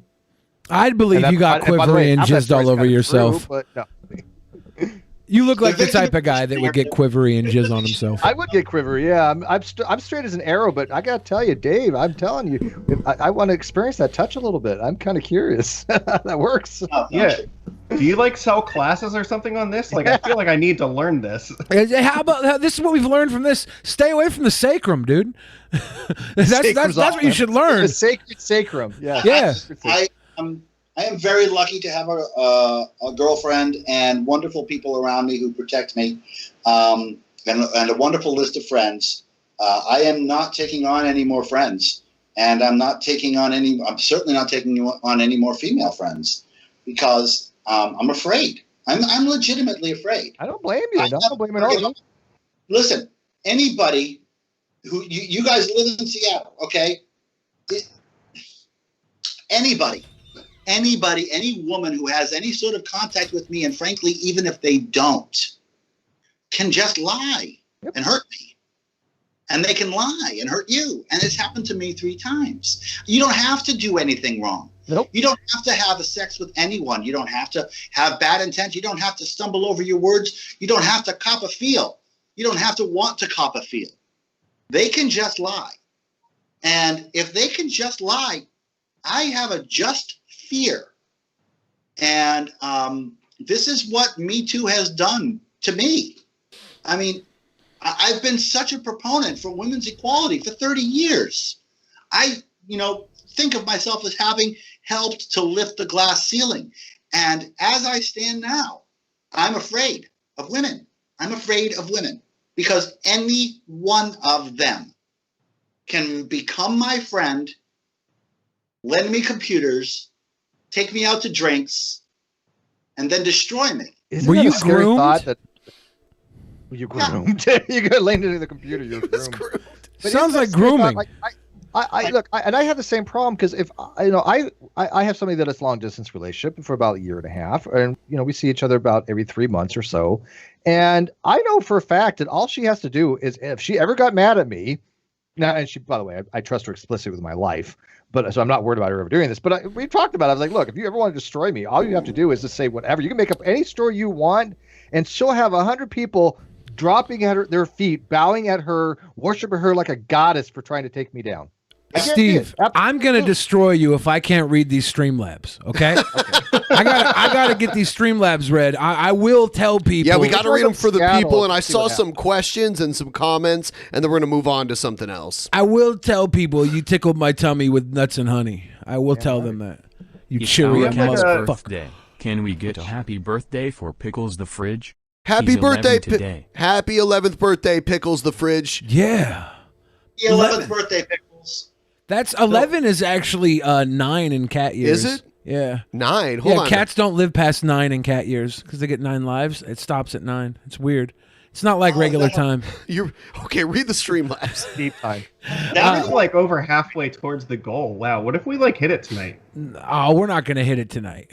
Fidel Castro said, move on. What, Fidel? No way. Dragon of the West says, modern feminism hates MRA because they're trying to dismantle the last sexist elements from society. Sexist elements women benefit from, i.e. mom gets mother, usually gets custody. David, if I would sue her for slander as it's costed you financially. You know what, though? Yeah. Suing people is only worth it if they have money to lose. If they don't have money to lose, you're going to pay more than you could possibly win suing them for slander. Which is why you shouldn't slander is sue. hard to prove, even if most people even have it like beyond the shadow of a doubt that they believe it to be so. It's still hard in court to prove. This is why you shouldn't sue. The best course of action is to believe in God and pray to him that another tornado hits her house. So, Dave, did you pray for guidance? Were you like no atheist in a foxhole thing? You're like, Jesus, please let this go away. No. I wouldn't blame you, by the way. No, I will say that over the past 2 years or whatever has happened to me, I have not prayed once. And you're like, if there's a God, man, he's totally fucking with me at this point. The cool thing. Like I said, back to the beginning of the conversation, if there is a God when I die, he and I are going to tangle when we meet. That's the one cool thing about religion. They protect their accused. Feminism does it too. I don't know if I would define that as cool, but yeah, well, I mean, it's pretty cool. Play the same charge pretty cool. Atheists as well, but yeah, it's pretty cool. I think any this is why I don't belong to any organizations, Dave, because I see this shit in it's ubiquitous. You have a group, they're going to be tribalistic, they're going to be prop somebody up as their salvation. It's like they're all Jesus figureheads, and I've seen it not just with the atheist community, but in theist communities and feminist communities. I just try to avoid all of them at this point. Well, I mean, there's a second.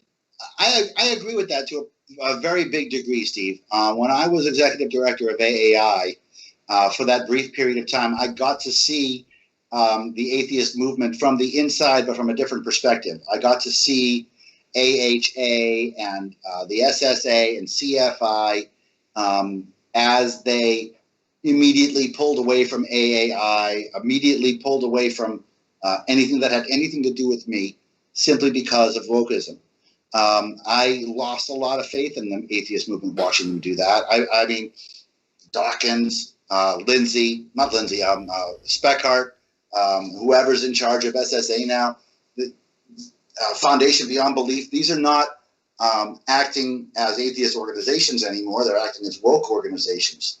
However, there are other organizations that are sprouting up.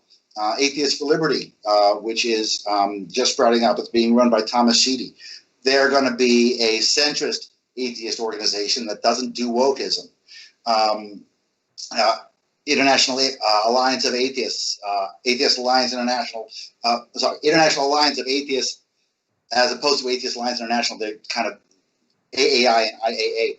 But these organizations, they're not wokeists. So I would support these organizations. I would, look to them, especially the ones I mentioned.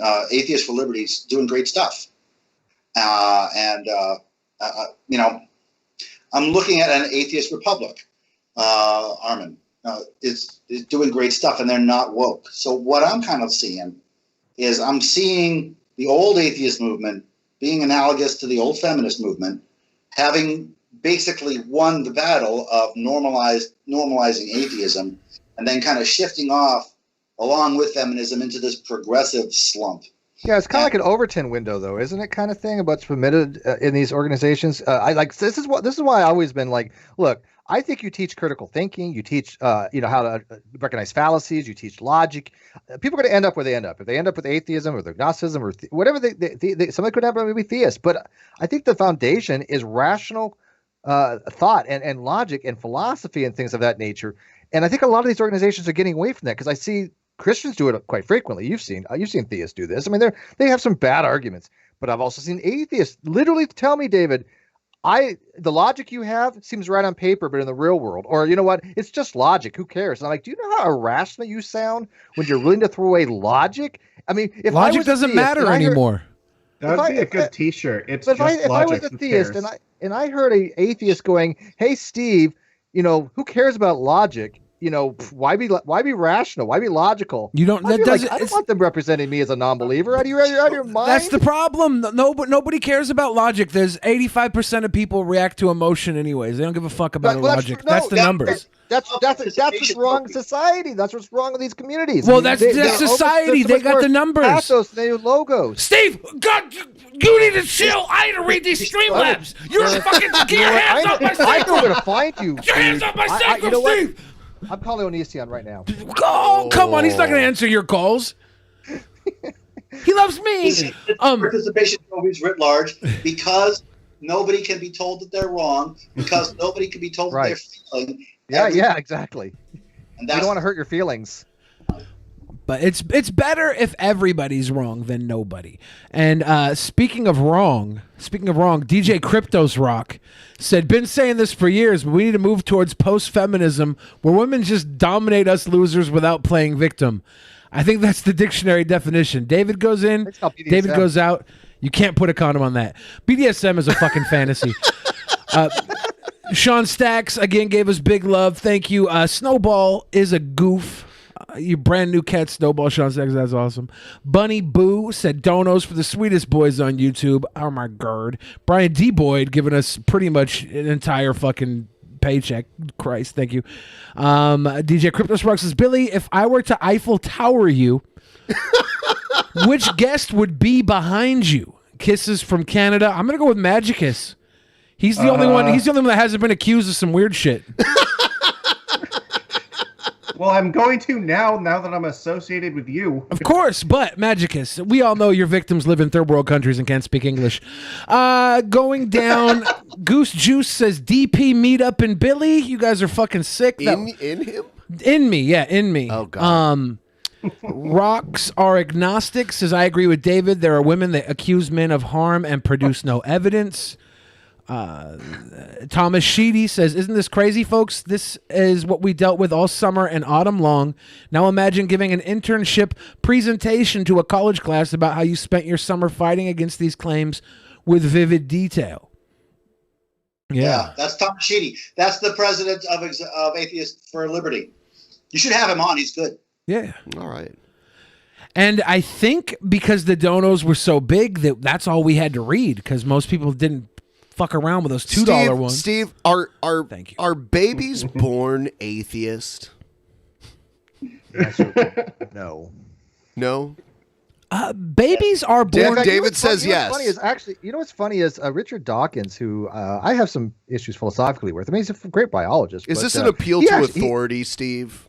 No, well, he actually had a conversation with my friend. I don't know if you Cosmic Skeptic is, but he's a British atheist dude, and it was really interesting watching them go after that particular subject, because Richard Dawkins made a good argument that having babies be called atheists is no more and less indoctrination, as you're saying, look, my baby's Catholic, my baby's Jewish, and I think it is a form of indoctrination. Look, I think we lost David. Is he still here? This guy scared him off. I have that effect on David. Look at him run. He scampered off. Steve did not say this. He'll be back. Steve did not say this when David was here, Steve. Steve, I got to point out here. Here he is. He's back. You're saying that babies aren't born atheists. We all know babies are born Christian. People want to hear you guys discuss this. Come on, give us 5 minutes. We have an understanding with it. Here's the thing.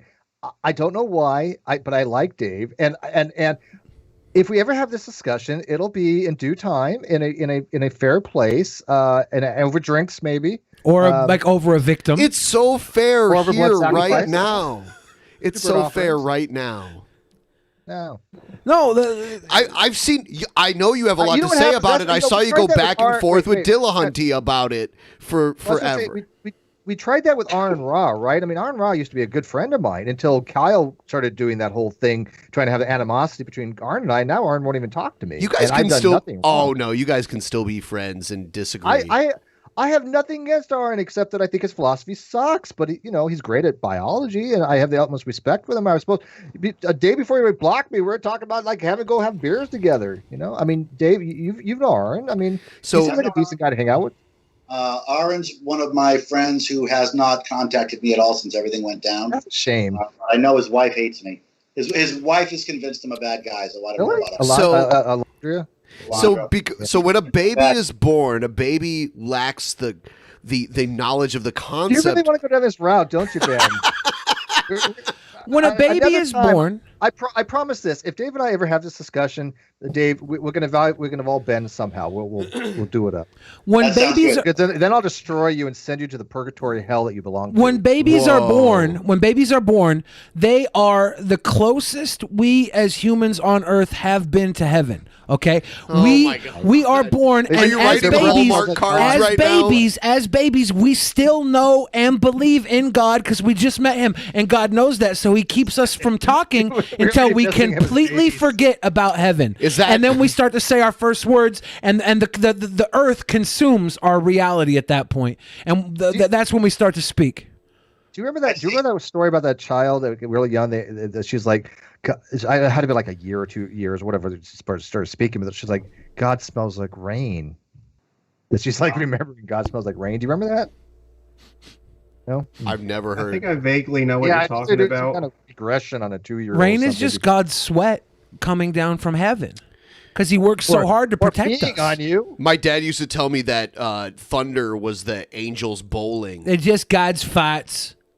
God's farts? God's farts. Oh my Thunder God. buddies. All right, so since we've got the Streamlabs out of the way, we will actually play a segment that Please stop sending money this episode, by the way. No, it's really don't. hard to keep up with all the reading of the Streamlabs. Why are you doing that? All right, here's the intro. He called me sir, and it got me so human angry.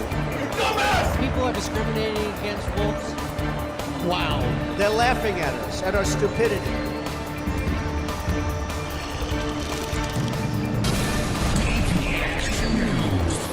And you better well learn to love it.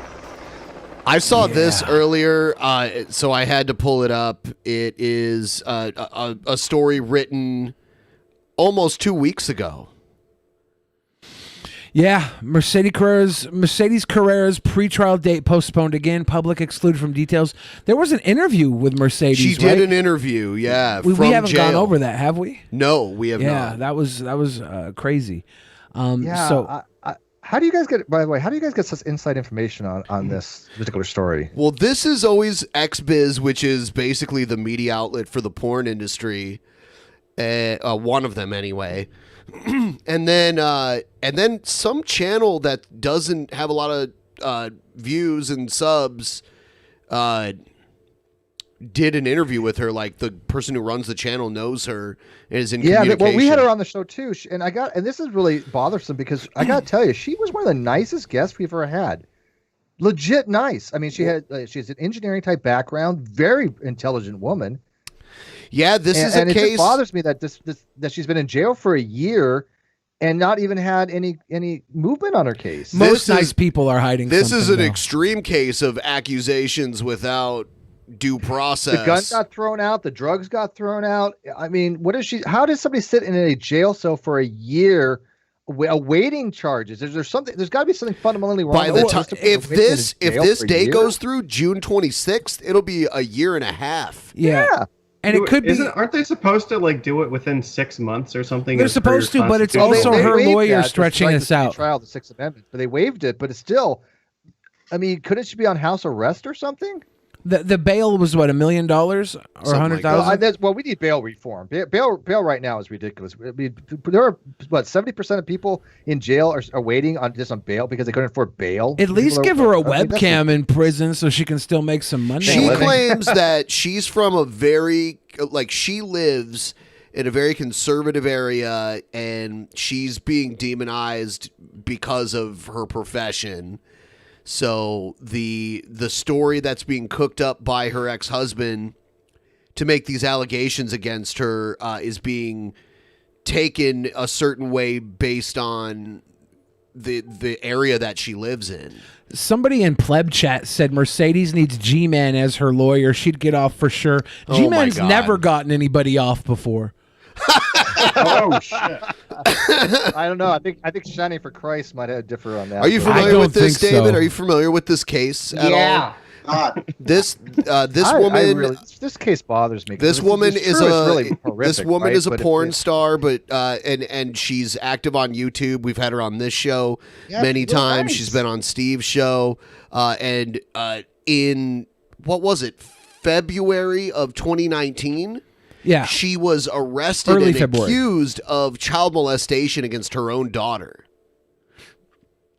So that's a what's lot of going the points on. brought up against her was that there was like filming equipment in the house. And she's been in jail the whole time, and she still hasn't actually there was gone supposed to be a firearm, trial there's for supposed to be it. drugs, but that all got thrown out. Well, I think the so- firearm and the drugs were not that serious of cases, so they didn't want to have to focus on those. They wanted to focus on getting her on the charges that involving the child. So okay, so the new date's January 26th. So the courts are open in June for most places. Because the court case that I have from the Non Sequitur show, there's no movement until at least June 1st.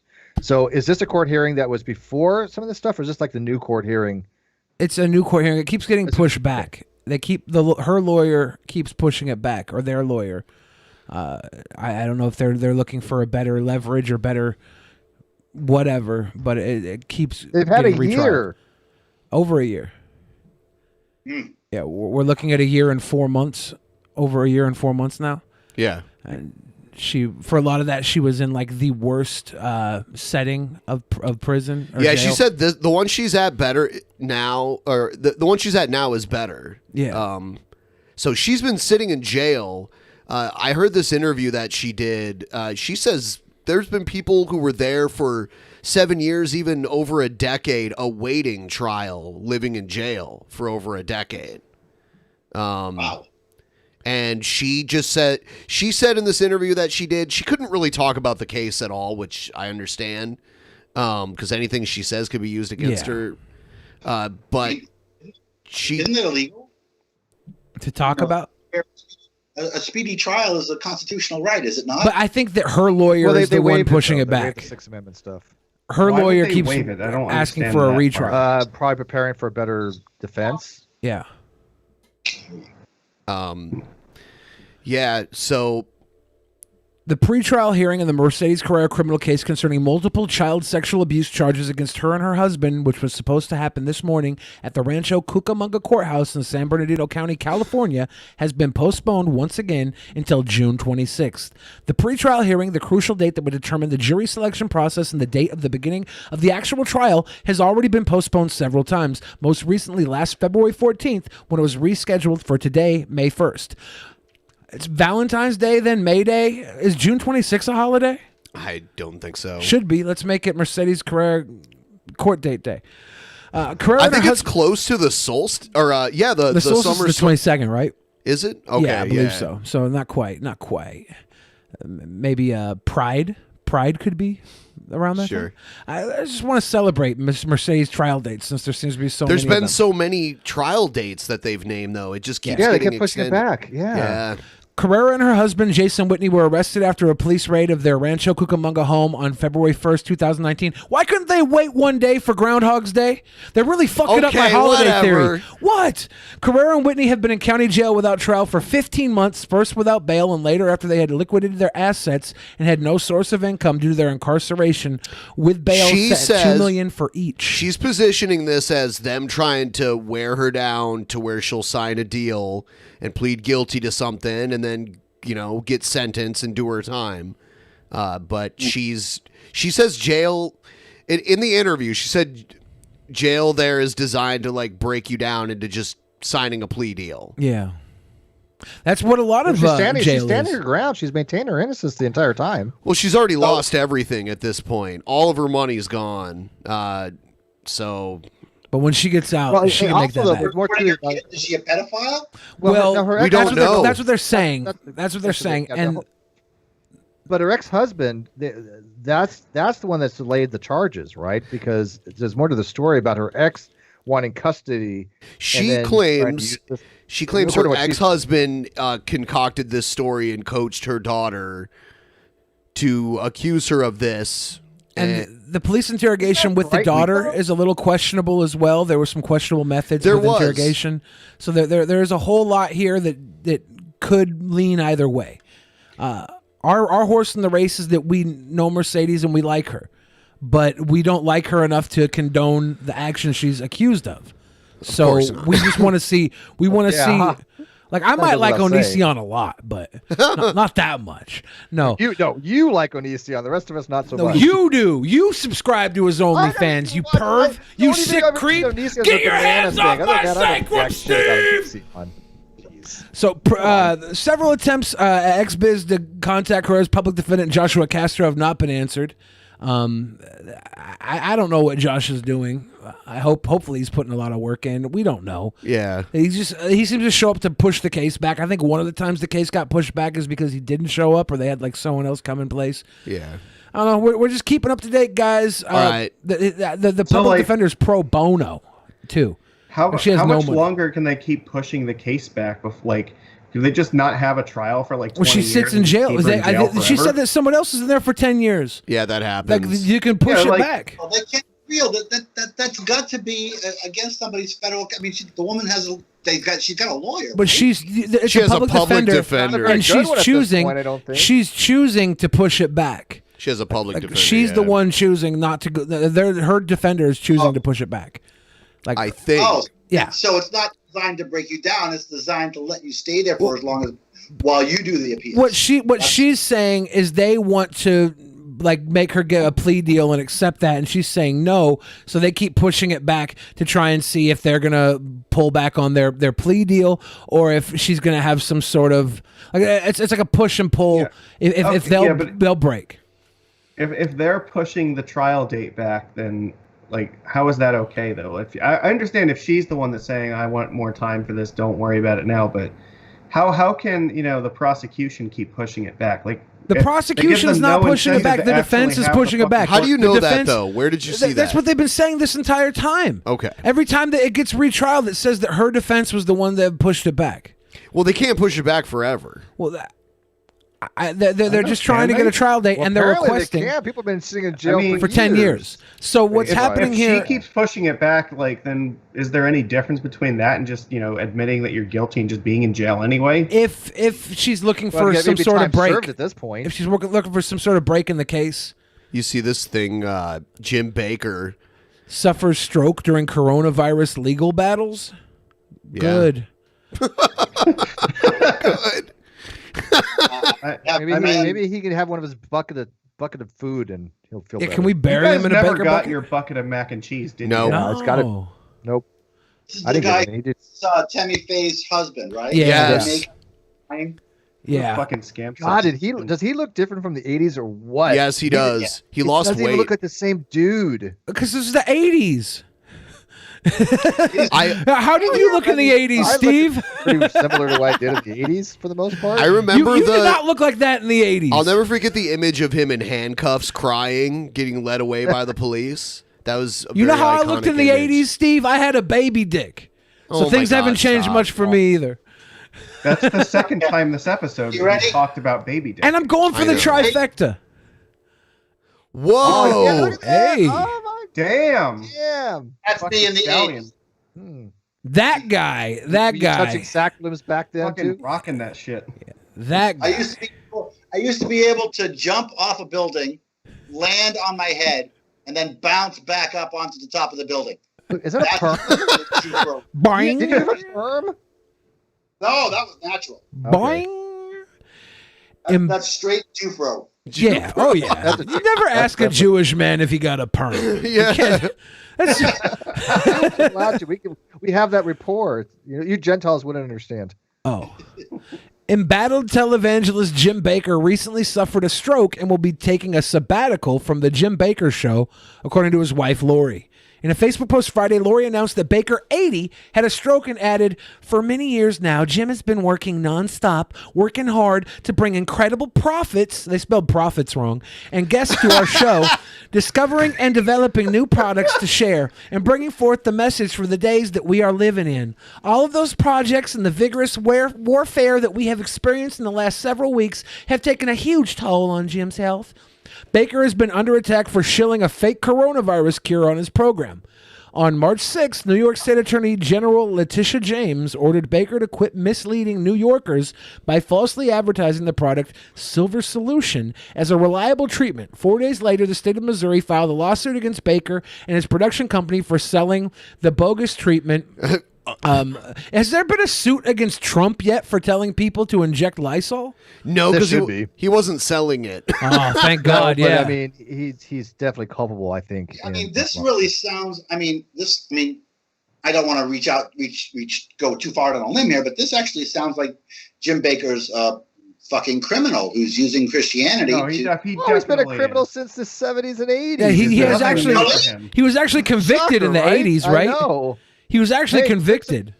Yeah, drink some colloidal silver. You'll be all better. That's the cool thing about religion. He has this person. She's a naturopath, and she's not even a real doctor. But he touts her up. Oh, look, we have this medical professional telling you to drink this magical colloidal silver stuff, which is probably was probably more homeopathic, because if you actually was real colloidal silver and you drink that stuff, it'd turn your skin blue and you'd probably die. But yeah, I mean, this is Jesus. I mean, look, this is why Dave and I, we do get along on some things like this, because when it comes to these kind of woo-woo practitioner kind of bullshit, we're on the same page. We label us whatever, but when it comes to this bullshit with Baker, yeah, I mean, this is the kind of fuckery that most people need to stand up and go, hey, this is not this is just taking advantage of people by selling, like Peter Popoff's. Remember the Miracle Spring Water? Yeah. Which, by the way, he wasn't selling. You just donate money to him, and then he sends it to you, and then. Free. Yeah, free. I mean, what a scam is that? The prostitute wasn't selling her pussy to me. I donated her money for her to get out of my car. Exactly. She just gave it to me, and I gave her money for it as a tip. Yeah. That's all. I asked her for advice. I paid her for advice, and then she fucked me for free. Yeah, it was good advice. It's almost worse though, because DP gave him money to buy one of his fucking bonus buckets. They never even got it. Yeah, we never got. Oh, that was legit. You guys did try one of the buy the buckets of food? I tried to buy it years ago. But you know what, Ben? God gets in that mail, and he has your bucket delivered to an actual Christian. God misdirected that bucket to an actual Christian, because he knew you all were just going to make fun of it anyway. There's no such thing as a starving Christian. I asked G-Man about this. He was adamant. Yeah, they're not starving because they got Ben's fucking bucket. They got Ben's bucket.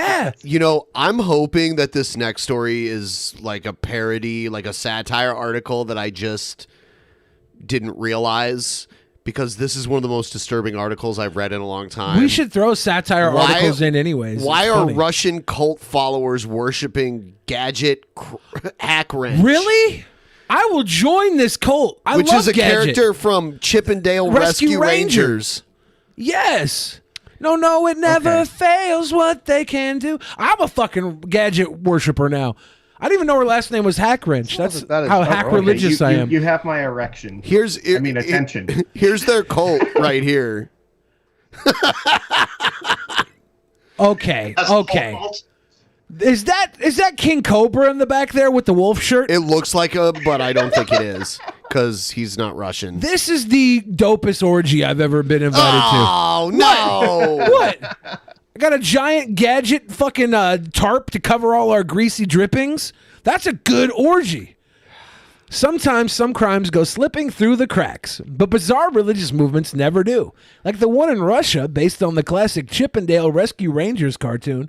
More specifically, it's a religion for Gadget Hack Wrench, the mechanically handy mouse who invents most of the tools used by the crime-busting chipmunks. To be fair, there have been all sorts of modern religions based on pop culture properties, from Star Wars to Avatar. But what makes the Gadget Hack Wrench following stand out is its fervor for a relatively obscure character from a show that's been off the air for decades. Well, Jesus has been off the air for fucking millennia. We don't complain about that. Right. Don't get me wrong. Gadget is my favorite carrier from the show. Fuck you, Monterey Jack was a boss. He loved cheese. He loved cheese, man. You know what I'd do for the cheese, Ben? I might get me too'd for the cheese. I don't give a fuck. I don't give a fuck. And I loved the show enough to buy the DVD box sets when they were first released, back when DVDs were relevant. Oh, don't DVD shame people.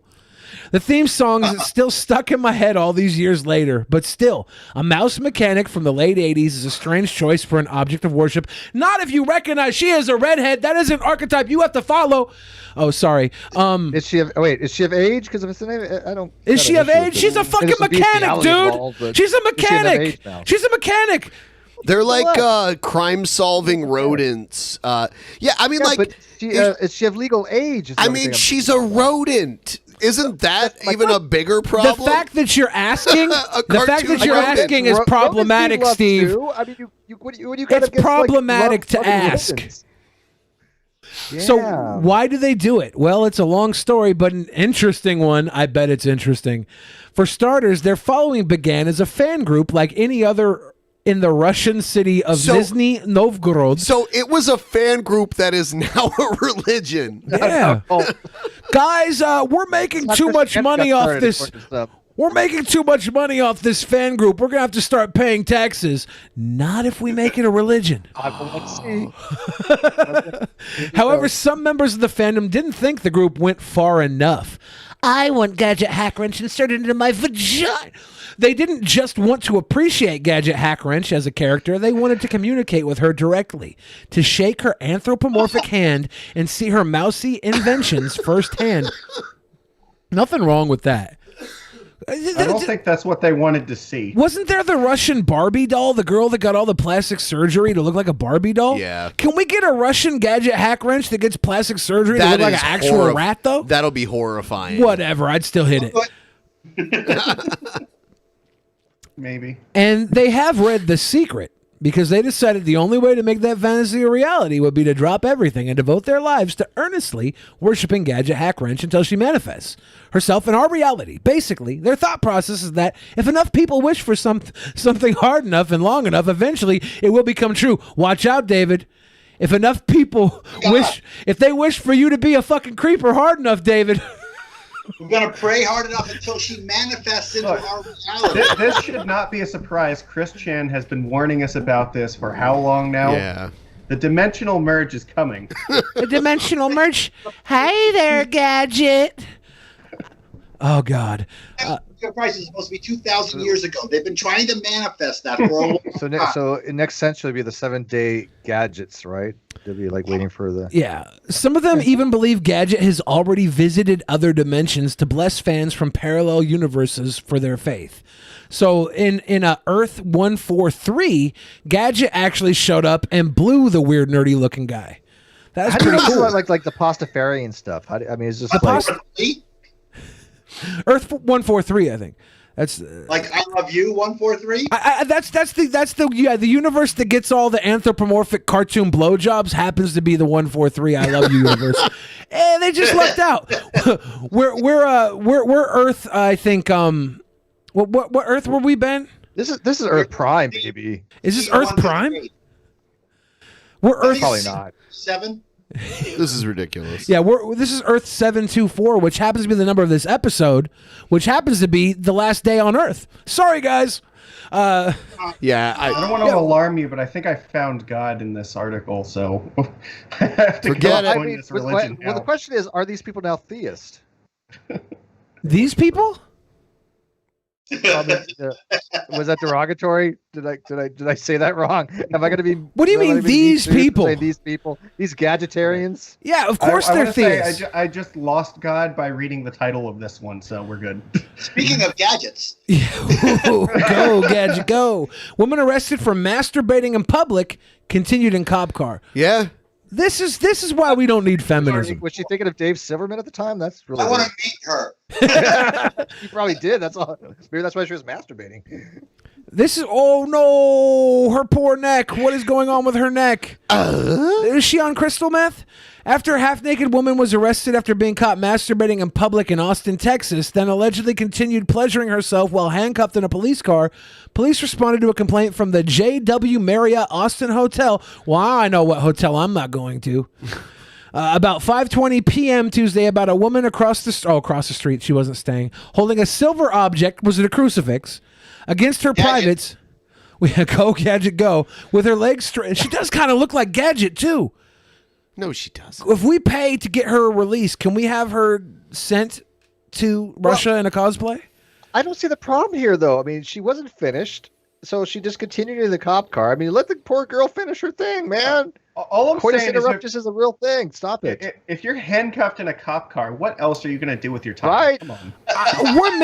We're missing two important points here. Okay, the fact that there's two things you have to look at. The police either got there really quick, or she took really long to get herself off. Don't judge. What you got? No, I judge. If you're public masturbating, how did the police get there so quick? Is Austin that safe? I've been to Austin. I've had the cops called on me in Austin. They took a while to get there. Okay, I have not masturbated in public in Austin. Wait, he was masturbating in Austin? Yeah. Yeah, Joe and I had the cops call on us in Austin, Texas. They're not that quick, and they're dumb too. Joe sat there the entire time calling the guy out. I was like, "Joe, stop! And the cop just left. So you and Joe have had the cops calling you on multiple occasions. They were standing almost totally naked out front of the Westboro Baptist Church, and the cops got called on them too. They wouldn't take us in. We really wanted to end that fucking protest, but they wouldn't take us in.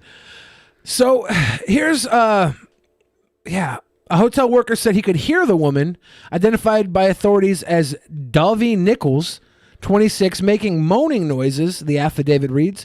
The worker saw the woman masturbating on the patio for about 7 or 8 minutes, the Austin American-Statesman reported. The worker said the woman told him to back off as he approached her to tell her to stop. Oh my God, don't approach a woman mid-masturbation. Me too. Sick fuck, dude. She then went to the second bar plus kitchen across the street where the lewd behavior allegedly continued, the outlet reported. Did you think she was going through a bout of mania here? But aren't you supposed to be a gentleman and offer to lend a hand? She said go away. No. She actually gave this guy more warning than David got from his court case. She told this man to go away. This man hadn't been warned. And then he calls the cops. Sicko. This is why we need feminism. When police arrived at the bar, the woman stopped moving her arms under the table and placed them on top of it. Oh, social distancing. But the officers observed that Nichols was not wearing any pants, the affidavit said. Caught her. Yeah, they observed it. Yes. Caught her red-handed with her pants down. After being arrested, Nichols allegedly continued to pleasure herself, even while handcuffed in the back of the squad car, police said. The cops were, what are you going to do, get double fucking charges? It's not double jeopardy. You're already masturbating in public. You're not going to get another opportunity like that in your life, so you may as well take advantage. I mean, you got your hands tied behind your back in handcuffs. You don't have any pants on. How? I mean, your hands. Maybe they were. You could slide the cuffs because your hands are together. Anyways, you could slide the cuffs under your little nana, and like your hands are going to be connected like this. Just start doing the dove motion around like the area. You know, get the little cleater. No. Remember, if your hands are behind your back, all you have to do is touch the little spot in your back. That's where it is. Yeah, that bitch was fondling her sacrum. Lock her up! Lock her up! Lock her up! Now it all makes sense. Ben, you're a genius. You brought this full circle with this. I'm going to switch this around really quick because I do want to show something else in a second here. Nichols was charged with indecent exposure and sent to the Travis County Jail with bail set at $3,000. $3,000, dude. If I, it's not that bad considering what happened. I could probably make $12,000 worth of donations in that amount of time. Let's see. I wanted to take a moment to acknowledge all of our new patrons that we just gained recently, and do a quick plug because we actually got this is shameless self-promotion here, really quick. These are the actual maniacs. The first 2 months of them, we have them here in the studio right now. So I'll be the first month. We made figures of ourselves. I'll be the first month. Ben will be the second month. Yeah. Wallace was not part of this. Wallace is banned. I need a Wallace. I don't know how Wallace got on the screen. I don't care what the price is. I need the Wallace because that's the best peasant on the screen. Don't fuck it up. What the fuck are you doing? Stop.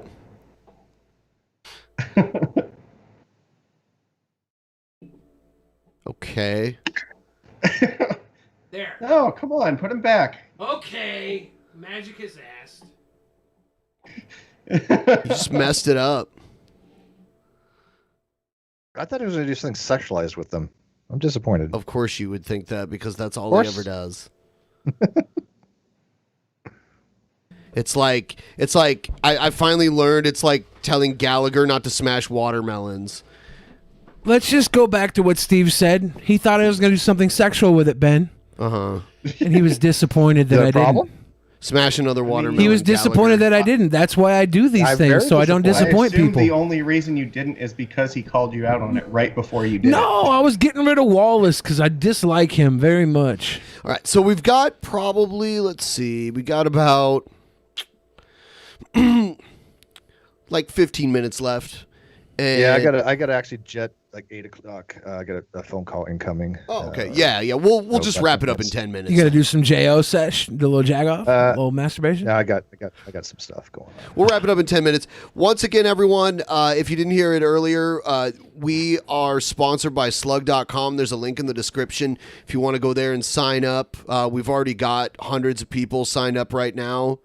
I actually saw Jacqueline Glenn joined our group not too long ago. So go there, post some stuff. I'm always there watching, seeing what people had to say. If you have any suggestions for the show, any content suggestions, anything you want to say to me, I check it every now and then. So post it there. I get alerts for it. So yeah, do that. And I was thinking about doing some polling there too, because they have like a good polling feature there. Yeah, it's a great site. I hope everybody checks it out. So do you have a specific link? Yes, yeah. It's in the description for this video on YouTube right now. They can click it there and sign up. So hey, how about this? Get Jacqueline Glenn involved with Dave here, so I could take both of them on at the same time to get them both out of the way, because Dave's gonna need some help when we ever do have this little discussion. Oh damn! Wow. And plus, because I got some beef with Jacqueline. Yeah, I've never resolved it with Jacqueline. She was saying stupid shit about atheism years ago, and I'm like, we need to talk, girl. We need to talk. Because Dave's gonna need backup anyways. Might get Jacqueline. She's, is that the case? Oh, you can't. Yeah, but don't be in the same room with Jacqueline. You never know. Just safety things. Yeah. If you want to know what the difference is between an atheist and an agnostic, read Fighting God. I've read it. Got it. Oh, it's blurry. Yeah, sometimes Skype turns on this blur background effect, and I think that's what it. Background. It's a good Fighting God. Looks like denting God. Which is also the thing. Anyways, Dave's like, you read my book? I'm like, yeah, I read it. Yeah, you read. Steve, have you read my book? Yeah, I read Fighting God. It's been a while, but I mean, there's parts of it I actually kind of agree with, but the parts I don't. The beginning, so much I don't have it. I kind of like, okay, but I think you have a good argument as far as look. I think atheism should be normative as well. I don't have any issue with with that part of the aspect of it, and I think that there's an argument to be had for utility for demographics. That's genetically modified skeptic runs that argument, and a few others do, and it's. Although I have defeaters for it, it's not that convincing to me. It's at least better arguments than some of the other things I've had where people just say, Steve, you're wrong by fiat. Your logic is right on paper, but in the real world, I'm like, I hear that kind of stuff and it drives me crazy. I have a guy that's I'm going to be debating this one guy. He's the head of the the Canadian Atheist Organization, whatever that is, Canadian International, whatever. And he's taught, his page on logic is so bad. I mean, he says things like single proposition syllogism. And I'm like, what the hell is a single proposition syllogism? That doesn't even make any sense. It doesn't make sense why you bring it up, because I don't even know why. I don't know why would we even talk about it if it doesn't make sense? Yeah, exactly. Because you know what else doesn't make sense? We never do that on this show. Yeah, well, yeah, because Billy talks about so much stuff on here. Okay, everything I say makes sense in here, okay? Yeah, that's change starts here, Steve. Change starts here. Did we just read that Mama JF quote? Did you? Let's read that one. Let's read that. I want to hear her words of wisdom. She said, "Hi. To answer your entropy question, me and JF, we don't really talk to each other in real life. We mostly just do reproductive sex." Is that really her? Yeah. She's wise. I mean. I didn't know she knew what entropy was, but that's Good. No, That's mortifying. Mama JF. Yeah. There's something sweet about that girl. Yeah. All her reproductive sex and not having to have conversations. Most girls that you have reproductive you want to sex talk to with, JF for very long? I guess I got no problem with JF. I mean, he's I you really can't don't ask that question, Steve, until you're fucking JF for reproductive sex. Okay. Thank you. Maybe that's all he's worth. Maybe he's a biologist, so he knows what the sacrum is, and he knows how to like touch. I guess. Is that all it takes? You know, guess so. JF I've learned admitted. apparently, yes. This is the most That's what I informative learned drunken tonight. business of all time. I've literally learned something here. I've learned that you can masturbate this way. Yeah. Well, it's an information segment. That's a visual. You know, JF. This has never been proven other than his claim, but JF said that he got a grant from Jeffrey Epstein. Have you ever heard him say that? Yeah. Even though JF is like, in some ways, anti-Semitic and everything, he said that Jeffrey Epstein donated a bunch of money to him once. It's really weird. Well, it's not that weird when you think of the type of guy Jeffrey Epstein was. His death. Now, I helped get Jeffrey Epstein killed, and I don't know how. There's a YouTuber out there that was putting out a narrative that I was involved in his death somehow, and I'm like, oh, okay. What were you trying to cover up, Wow, you're that Steve? powerful. What were you trying to cover up? Man, I'm no David Silverman, but I got reach. We're I loved all. that the chat was like, David, no, don't put your hands behind your back. You're just feeding into it. Get screen cap that. You just DSP'd on the internet. Yeah, that's crazy. Masturbation by a sacrum. Yeah. I do my masturbation the old-fashioned way, inside a woman. I think this is called having sex, isn't it? I don't know, dude. I'm a fucking Christian. I got to save myself for marriage. You liar. I thought I understood the topic, but after listening to Dave, I've realized I've been doing it all wrong for a lot of years. You know, it all makes sense now, though. Like, why so many people complain, like, oh, that was terrible sex. Like, oh, well, I get it now.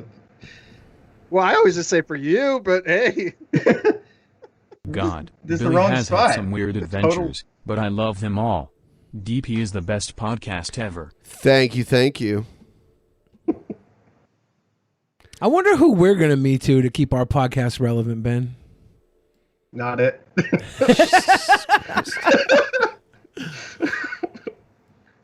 Now, you already got the chat, like, you know, accusing me of nonsense because of what you said earlier. So, Oh, yeah? yeah. Does it feel I good? can see you guys trying to do it to like Egghead. Oh, if we could meet to anybody, why would we pick Egghead? Because you guys are mean to him. I'd rather. No. If I'm going to make a narrative saying somebody inappropriately touched me, it's going to be like Natalie Portman or something. I like Egghead more than Natalie Portman. You what? Egghead is awesome. I don't know Natalie Portman, so I like Egghead, but if I'm going to make I mean, up a I'd rather story look about at somebody Natalie than touching Egghead, me, it's but not going to be Egghead. Here, here's that. How about Chibisky? And we Me have too, Jeff Chibisky. Epstein here on the regular chat saying it was the best investment I ever made, Jeff. Yes, Jeffrey, I'm trying to honor your money the best I can. Well, pedophilia is a very different case. There are So yes, there's a bunch of videos of JF talking about how Jeffrey Epstein gave him money, but I guess this is just a video where they Photoshop him. Was that in. Miley Cyrus with Jeffrey Epstein? No. Are you sure? Yes.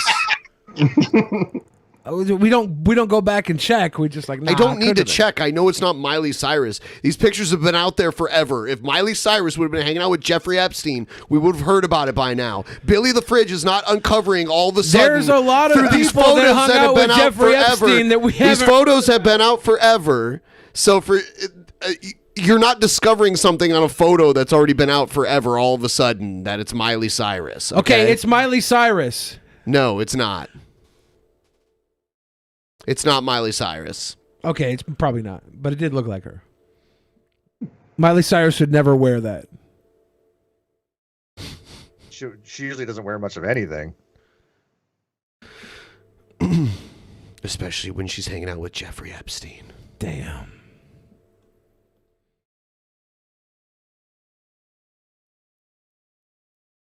Yeah, I don't know what to say, dude. I'm pretty sure it was Miley Cyrus. Maybe it was Hannah Montana hanging out with Jeffrey Epstein. And that was the problem. She was in costume. That's the answer. Gotta be. That's the obvious answer. Maybe she was wearing glasses like Clark Kent. Yes.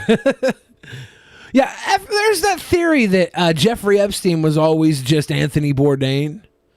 Right. Anthony Bourdain died Except for they first. both lived at the same time, two completely separate lives. So did Clark Kent and Superman. No, they are not real. They are fictional characters. So no, they did not actually. No, I'm staying with Billy on this one. Boom. There's the other conspiracy that they killed killed Anthony Bourdain so they could have a body to replace Jeffrey Epstein when Jeffrey Epstein went and disappeared. And that was Anthony Bourdain's body they found inside the prison cell. That was another conspiracy. Is this like an Alex Anthony Jones, Bill Bourdain Hicks type of was way taller than Epstein. Dave? Me?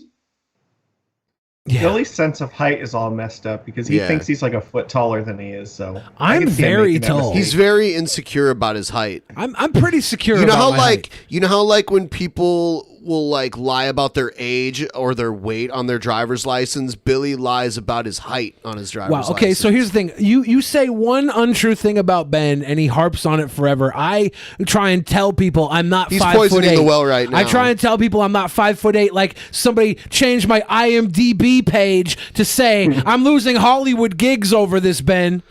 I'm And 6 he can't foot. fix it. He can't fix his own. I can't. I stupid paid page. $150 to fix it. I tried to send them the information to fix it, and they just refused to accept it. I think that somebody in the audience might work with IMDb, and they're specifically doing this. I think it's Bezos, and he's Targeted. I must have like cut him off in traffic or something.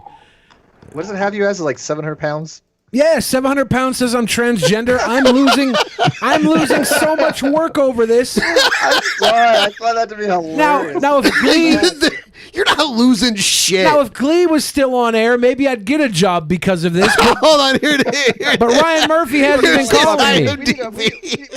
We were casting for a 700-pound transgender, and you're like, well, not exactly. Clint. Billy the Fridge This is has an been- obscure transgender actor and musician from the Pacific Northwest. For a man of such small proportions, only being 5'8", Billy the Fridge left quite a large impression on the film industry. This has changed since I saw it last. It's longer. Before it said I was 700 pounds. Somebody keeps coming back to this. This is 5'4.5". His cup size is listed as 34D. After he appeared to tackle a Westboro Baptist church member while naked in his biggest role, he was stuck in a Chipotle bathroom for nearly 8 hours. That's true. This is Look, fucked. 34D. It sounds ridiculous, but more of that is true than Billy's willing to admit. Hey, I The believe transgender part we're not quite sure of, but you I know. believe Samuel Jackson. All right. This is not Samuel L. Jackson, by the way. I love this There's no part. L there. Billy the Fridge left quite a large impression on the film. There's a lot of men there. It did used to say he was 700 pounds too. 5'4.5", 700 pounds. How did somebody do this? How did they get a hold of your info to do this? I mean, how do they get into your? You know what's as soon as so? get You know what your the funniest thing about it is Billy paid money to get like a special account to try and edit it, and they didn't approve his edits. Yeah. Look at his salary, Look, this is $60. why I think somebody's on the inside that's like fighting It's like against. 60 I don't know who it bucks. is. This is just a theory, but I think somebody's on the inside working against you. I should sue Amazon. This is Bezos? Just go You know to what I mean? Bezos's. Hey, we can drive to Jeff Bezos's house in like 5 minutes. If you want. IMDb is in Seattle. I was gonna go to the office and bust Go knock in. on his door and ask him to change it. Do you think I could get to his door? No. Huh. It says nickname is Billy the Midge. This is all slander. No, Is that's this your real slander? nickname. What is this? Is this All right. slander? What is this? So I think my favorite It's part libel. is it says on the top he's 5'4.5", and then in the description it says it's 5'8". They just couldn't make up their minds like how tall he is. What's 4 inches here and there? I'll tell you what 4 inches is here and there. It's a Me Too movement. There's been a grope and a brush. Yeah. I'm suing them all. Bezos is going down. I'm going to sue Microsoft for all the people that had to view this on a fucking Internet Explorer browser. Lawsuit for you. Internet Explorer is now just learning about coronavirus, though. So we're about to wrap this up. David, anything that you're up to that you want to make people aware of that we haven't mentioned already? I have a video channel. It's Firebrand for Good. My YouTube channel is Firebrand for Good, and my website is firebrandforgood.com. I'm still on Twitter at Mr. Atheist Pants. And, I want to thank you guys for having me on the show again. Thanks, Steve, for coming back on. Always a pleasure. And thanks for, raising awareness of what happened. And I hope that we take away from this that we need to bring morality and kindness and empathy and goodness back to the feminist movement. And that's one of the things that I'm going to be doing and going to be working on and doing videos about, bringing humanism and kindness back to feminism, back to the left. Enlightenment values are a good thing. So head on over to my channel and buy my book, Fighting God. And thank you all again for bringing attention to the idea. Thank you. Steve? Like, subscribe, all that stuff. Yeah, by the way, Dave, I'll message you later on about some of the other stuff, about the things we had talked about earlier and a few other things I got to talk to you about. But I always love talking to you, man. I don't, like I said, I'm really kind of surprised. I really honestly didn't want to like you years ago. I honestly was like, oh man, if this guy is such a, but you're honest. You've been really amazing in you're forthright in your story. I think I like to know, I have ability to have a ring of truth when I hear it, and you've been consistent in all this, and it's a shame that people have gone after you like this. It really is. I mean, if they want to attack you for your beliefs and your positions, I get that. We all put ourselves out there for that. But for them to try to character assassinate you merely because they want to get ahead in some kind of movement, whether it be in the atheist movement or the feminist movement, I find it to be such a morally egregious thing to do, and yet there's not enough people speaking out against it. So I hope that people do have a takeaway from this and they do start speaking out against this stuff, because it not just hurts people like Dave or even like myself who have been victim of it as well. It hurts the actual victims, and that's something that a lot of people just don't seem to realize.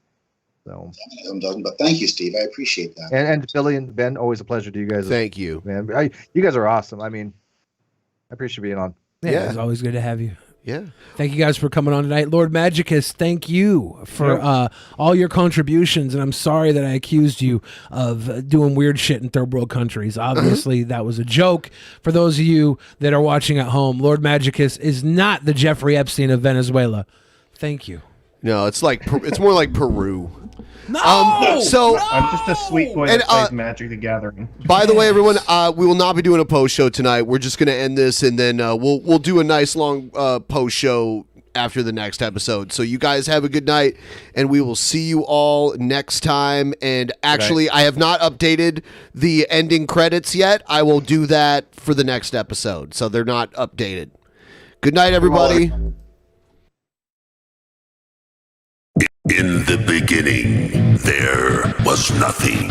And then there was the Drunken Peasants Podcast. Drunken Peasants. Drunken Peasants. Drunken Peasants. Drunken Peasants. From the strangest corners of the internet, gonna get TP'd by Billy and Ben. You know where you can find them at. Get ready, cause they're gonna kick your...